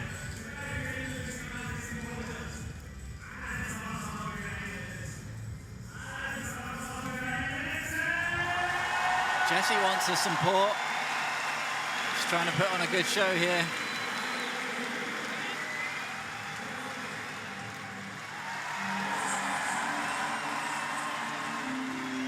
Again through that lower section. This next volume is just epically bad. Just tries to jump up. It's not meant to be for Jessie Pilz. She won't be matching the gold medal that she found obviously in the lead, but a great performance and a great show from Jessie Pilz. Yeah, Jessie, world champion in lead, bouldering final. I think if 10 days ago, if you went to see her at the Kletterzentrum in Innsbruck on her final training session and offered her that, she'd have bitten your hand off. Excellent week's work from Jessie, and more to come, of course. Yeah, currently sitting second in the combined, going into Sunday.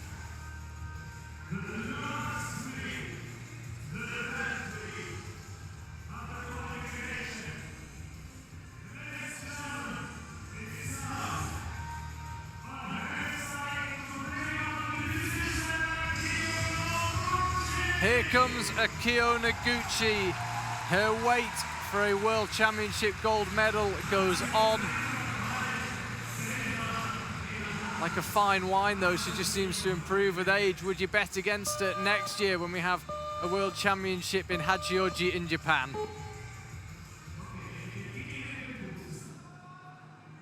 Looking forward to that one already.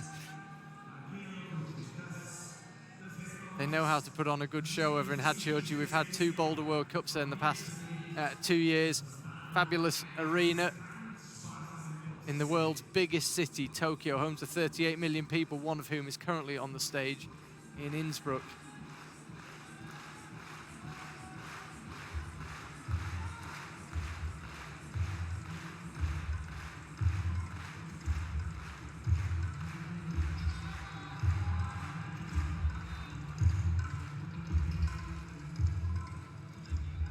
Keo doesn't quite find the toe catch on the first attempt.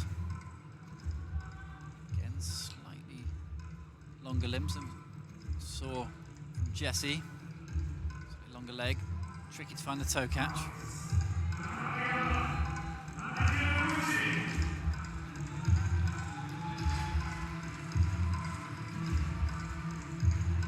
Nicely done from Akio. So much tenacity, he's actually crimping that sloper on the right hand. She has the right foot over, not relying on the left. She's got the right foot well placed here. Akio does well, first person to stick that move. Is Akio Noguchi about to finish her World Championships with a top? There's the top hold, there's the right hand, there's the left hand. Akio Noguchi, she's not going to win the World Championships, but she finishes on a high. It's been a great season for her, and I think that meant a lot. It's not been an easy final for anyone here this evening, but Akio Noguchi takes 2 tops, moves up into 2nd place ahead of Sasha Gale. Sasha is going to take the bronze medal. Akio Noguchi is going to take the silver, and Janja Garnbret is going to take the gold. Akio Noguchi is showing so much fitness going into the 4th boulder. Everybody else up to this point has looked absolutely gassed. Akio, fresh as you like. It was all really down to the right foot position. She jumped off the right foot instead of the left heel, and that worked really, really well for her. This move here, where she had the right foot placed, just gave her something to jump off up to the right-hand side. Akio Noguchi, plenty left in the tank, and a great top to finish for her. She would have known she couldn't have won the gold medal. Quite an emotional finish there from Akio.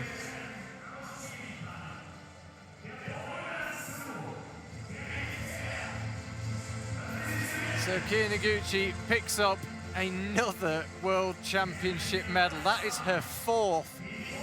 Absolutely staggering. The first one was 11 years ago in a sport that requires a brutal training regime, extraordinary power, flexibility, dedication to training, maintaining your weight.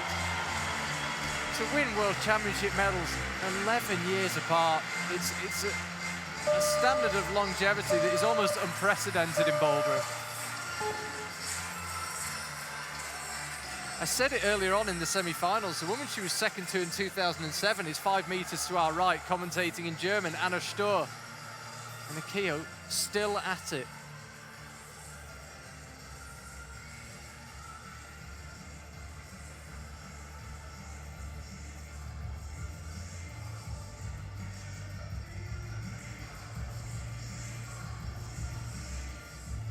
Petra Klinger then currently sitting down in 6th position. She won't be able to repeat her amazing achievement in Paris 2016, where she took away the gold medal. She's going to put on a show, though. She always does. And she will fight to the bitter end.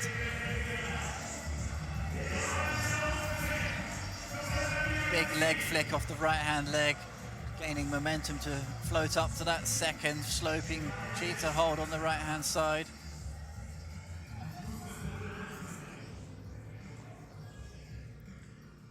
See there, Miho, heavily strapped on that shoulder. As I say, I'm going to try and grab a word with a member of the Japanese coach. The comedy sight, if you're in the arena, of me legging it from right in the gantries at one end of the arena, all the way across the front of the stage, and then jumping up on the stage to do our live interviews for the live stream and Austrian TV. You will be able to see again if one of the camera catches it. And I'll try and grab a word with one of the Japanese coaches before I come back to the commentary box on the return sprint. Petra now, 2 minutes 20 for her. Mike, I just got a text, actually. A friend of mine asking, do you think the Olympic format is causing more injuries due to extra training and competing, and maybe there not being as much rest? Is that something we're seeing? Well, I think extra training will always cause extra injuries. So if that logic's anything to go by, I think possibly. It's a new challenge, so people are still finding their feet with it. Such a short period of time between announcing the Olympic decision to go combined and the number of years that they've had to train, they've had to adapt. I don't know. You're never going to put a statistic to it, but I don't think personally it would have had a huge impact. But competing in so many disciplines in a short period of time for a championships like this, as you can see from Miho there, definitely has the potential to cause injuries. Yeah, I'm inclined to say it hasn't, because you are diversifying your training, which means you're doing perhaps less repetitive training than if you're just focusing on one discipline. So although you might be doing more volume in inverted commas, well, that could mean a lot of different things, a volume of training. You're doing more diverse training. I'm inclined to say from my own observations of watching IFSC World Cups that we're not getting more injuries. Perhaps skin, minor as it sounds, is not a minor problem for climbers. Could be becoming more of an issue, as we saw with Stasha. Well, you talk about skin, basically, generally speaking, the best climbers in the world are the ones who have not only the best skin in the world, but the best skin in the world. It makes a huge difference. Resistance to these holds, resistance to the training is massive. It's a factor not that many people talk about. They think it's all about the training, the strength training, the ability on the dynos, the toe hooks, all that sort of stuff. But if you've got bad skin, you're going nowhere.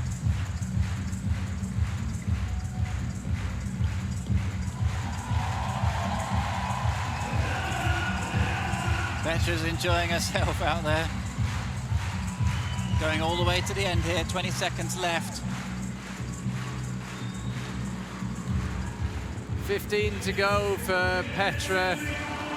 She looks a bit disappointed. She knows how it feels to win a World Championship. She's going to finish this final in 6th place. Believe it or not, she wasn't able to register a zone or a top. It's felt from watching it. If you ask me from memory, I'd say she got a few zones. And she was close on a couple, but couldn't quite find one. Yeah, her fight was awesome on women's number 2. She just didn't quite find a really good position up to the zone. She was so close, and if you got the zone short, she would have pushed onto a top there. It was a great battle for Petra, and she'll be back on Sunday for the Olympic combined.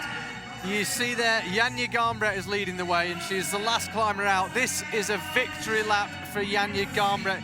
There have been so few tops in this final, a total of just 5. Akio Noguchi, pretty staggering top of this 4th boulder. Can Janja Garnbret do it as well? Mike, we talk a lot about the difficulty of route setting. You've got Petra Klingler, the reigning world champion, can't get a zone on these 4 boulders. If Janja Garnbret tops it, she'll have topped 3 boulders and got a zone on the other. What are the route setters supposed to do? Well, I think at the moment, I don't really like to say this, but you've got to think Janja's on a slightly different league at the moment. You know, nobody wants to say it really, but she genuinely is that good at the moment. She's climbing superbly. Will she give this final boulder any effort whatsoever? If she was sensible, she'd focus on the combine and just stand at the front taking the applause. But I think the Janja Garnbret, she will go all the way, and she wants to top this. She wants to climb everything in sight. Yeah, you've got to remember, Janja Garnbret, although she'd earned it, effectively it was signed off that she was world champion while she sat backstage, and I think she'd like that moment of latching the top and turning to look at the crowd on their feet. Yeah, just going back to your point there, Charlie, you know, going into the final, she definitely was the favourite. She's done really well on all of the boulders. She came so close to women's number 2. No tops on that, but overall the final has actually been a very, very hard, very few scores on the board. Tough job for the route setters as always, but overall I'd say it has been a hard final. It must be very hard for Janja. It's one thing if you're coming out and you think, okay, I need a top, or even I need a zone, I need something on this boulder, but to come out knowing that actually best case scenario is you have a wonderful moment, worst case scenario is you injure yourself. Very hard to give a boulder 100%. She might be able to top it regardless. Went up with the left hand. Yeah. Looks like she's kind of caught between trying hard and not, Janja. Yeah, I think she's giving this about 40% at the moment. She's sort of just chucking the brush around and looking a bit flustered, a bit annoyed that she hasn't just flashed the problem, probably, but she's not really trying, I don't think. No disrespect to the other climbers, though. This is a brutally hard climb. No, I don't think it's, to be honest, that controversial a statement to say that Janja Garnbret's been in a bit of a different league for a while now. That's better from Janja. She tried to go up to the yellow zone hold off the toe hook. She looks like she may go again. She does need to release that toe hook and stick the heel up. To be fair, she might actually be very tired as well. She is human after all. And she's asking for the brushes to come on. As I say, you can't help thinking she's slightly caught between trying to decide how much effort to give this boulder. She's got to consider that shoulder injury as well. If she's already won, like we said earlier, she would be sensible just to sit at the front, grab a beer and just relax. That's not in her personality though. Don't think the beer's probably in the training plan either, but you know, world champion. Well, I'll be going down to the Marktplatz at 9:45 tonight to watch the podium ceremonies, so I'll report back whether she has a beer or not. But she's got just over a minute left to find a top on this boulder. Can she find a way? So often we see Janja Garnbret seemingly getting a little frustrated, a little hacked off, not quite getting on with the boulder, maybe thinking about a shoulder injury, and then suddenly just pulling on and finding a top from nowhere. Are we about to see one of those classic Janja Garnbret moments? That is a positive omen. Turns to the crowd and asks for a bit more encouragement. She's got 40 seconds left. Team Slovenia don't need any encouragement to cheer for her. Perfect timing with the toe catch now. Is this the attempt where she gives it 100%? She's just slipping off. Local MCs are asking for her. The local MCs want the moment where she tops the boulder. I think she's going to struggle for time now. Going in for another go. Yeah, it's difficult to come out with the win already in the bag, isn't it? You can't replicate that desperation to top the boulder. So Janja Garnbret won't find a top. And you get the feeling that that emotion's been being bottled up for a while backstage, and for the 4 minutes she's been on this boulder, and now she releases it.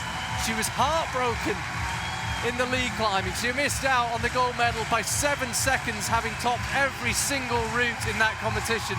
Here in the bouldering, which she'd been training so hard for, she makes amends. She won it with a boulder to spare.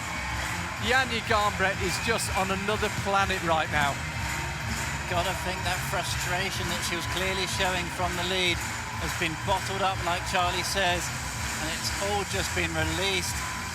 How much it means to her to become Boulder World Champion. I am going to find out, Mike. I'm off to speak to Janja. Speak to you in a second. It's hugs all round for the athletes there. They've put on quite a show tonight, really, really hard boulders, not too many tops to come by. Such love between all the competitors though. Climbing is such a fantastic sport. How much it means to every single one of them. They all knew that Janja was the one to beat there. Stasha giving her the applause, the lift. That's fantastic. Stasha Gayo will go away with the bronze medal. Kia Noguchi with the second place, and Janja Garnbret, without even coming out on the final boulder, takes away the World Championship gold medal. This was the moment she just turned around and broke down. A truly fantastic sporting moment.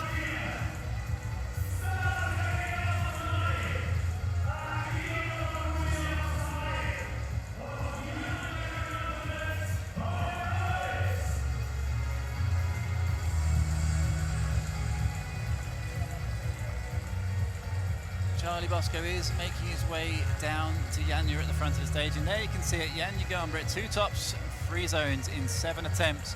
Akio Noguchi takes away another World Championship medal, 2 tops and the 2 zones. It was really close in the end between Akio and Janja. Stasha Gayo, 1 top, 2 zones.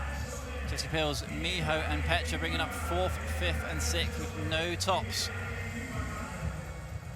Really interesting final, a little bit harder than the route sets may have intended, but like we said, it's so touch and go in these boulders. This was women's number 3, really interesting. Stasha Gayo finding a slightly different method than the other 2 successful tops.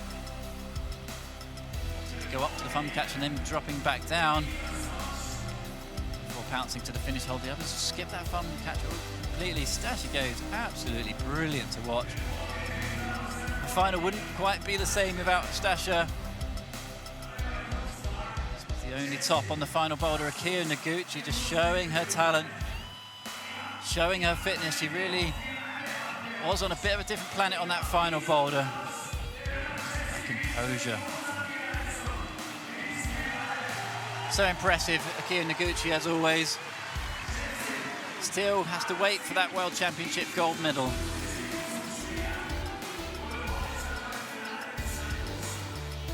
Janja is so impressive on women's number 1. That body movement she has, quite well documented now. Definitely climbing technique for the 21st century, Janja Garnbret. Incredible top. She's been so emotional all night. How much it meant to her from the very first boulder. And there it is again. We will go down to Charlie, who has Janja Garnbret down the front of the wall.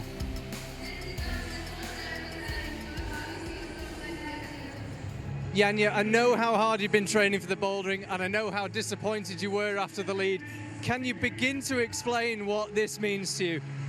This means a lot to me. After the lead competition, I wasn't disappointed, and I was looking forward to bouldering because this is what I was preparing for the whole season, and I'm just so happy. I don't think I was so emotional before on every competition, but this means a lot to me. And what was it like on that last boulder? I mean, you must have already known you'd won. It looked as if you weren't sure what to do, and then when the 4 minutes was up, all the emotion came out. Yeah, I knew that I won before I came to the boulder. I wasn't focused anymore. I felt so weak because I knew that I won, and of course I wanted to do my best, but my thought just kept coming in that I'm the world champion. I couldn't do more. Well, I don't know if you knew this, you are the first person to be, first female to be a world champion in 2 disciplines. It's always been your biggest dream to be world champion. You're now lead and boulder champion. Congratulations. Thank you so much.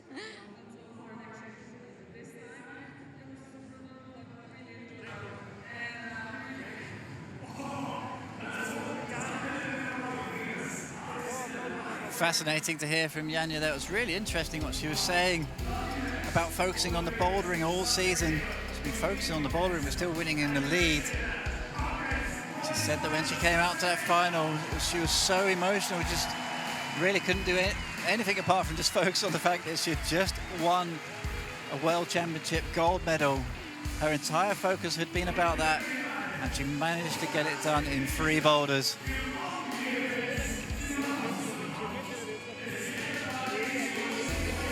Great to hear her being so honest as well, saying she'd never been so emotional during a competition win once before, and I have to say I completely agree. She wins the lead so often, won boulder competitions as well, and just always just happy, smiling, and great in the interview. And this year she's just so emotional, and that's what it means to you, to put a whole season's worth of training and boil it down to 1 competition and 1 set of 4 boulders.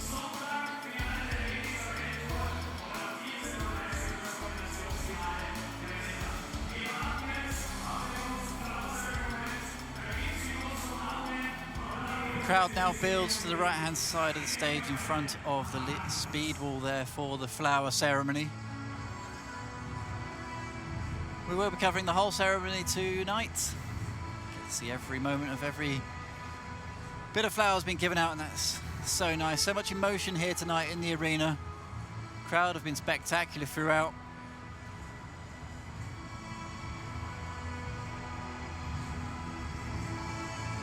Real mixed final in terms of the number of tops.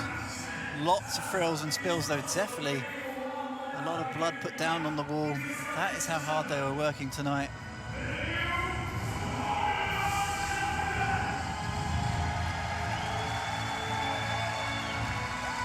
Janja Garnbret will be interviewed here in the arena now.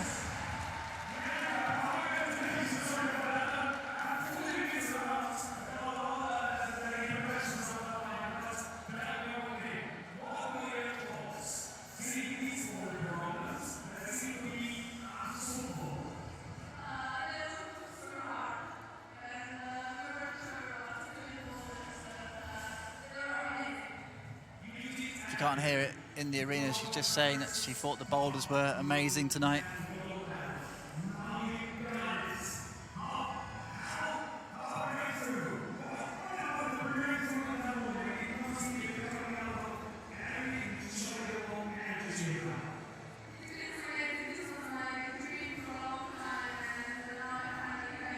She's saying that she really feels like she's made a breakthrough in the training this year, and how emotional she was to take the win.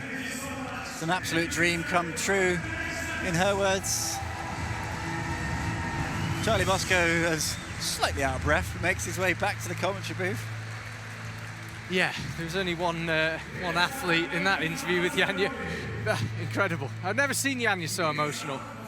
Yeah, I've just been talking about it a little bit, just listening to her interviews in the arena there, and she was saying that in her interview review, she's never been so emotional after a win before. I mean, you've seen her win countless medals, and usually just smiles, celebrates, takes the medal home and carries on training, but this obviously was just on a different, it was just on a different field for her. Yeah, she's doing the round of hugs there. That's Slobodan Gajo, Stasha's dad. Yeah, very emotional, but you know what? The more time I spend with Janja, the more I work with her, the more I interview her, the more she impresses me. You saw that release of emotion. She said to me, actually, after we were on camera, that the coaches were saying, you're world champion, when she was on the final boulder. She knew before she came out anyway, of course. And she couldn't really concentrate. She'd lost her focus. As she said in the interview, very difficult to do. That massive release of emotion, and then I get her for the live interview on Austrian TV in her second language, and she's able to express herself eloquently. She's calmed down. She is just such an impressive person, as well as an impressive climber. And she, at age 19, just continues to push the boundaries, continues to rewrite the rules of climbing. She is now, as I said to her on stage, the first multi-discipline world champion woman. So we'll have a flower ceremony now. Get yourself down to the Marktplatz if you're in Innsbruck. Not out the question that Mike Langley and myself might be down there with a cold beverage. As yet unspecified, but you could probably guess. Watching the medals. Yeah, sparkling water, yeah, well, I don't know. I suppose it is the weekend. We can stretch to sparkling water. And we'll be down in the Marktplatz. Get yourself down there. We will be having a full podium ceremony. Sasha Gajo's third place there. It was a great performance from her tonight. She really put on a great show. So great to watch her, and she was really, really impressive. Boulder number 2, so close to sticking the top on boulder number 1 as well.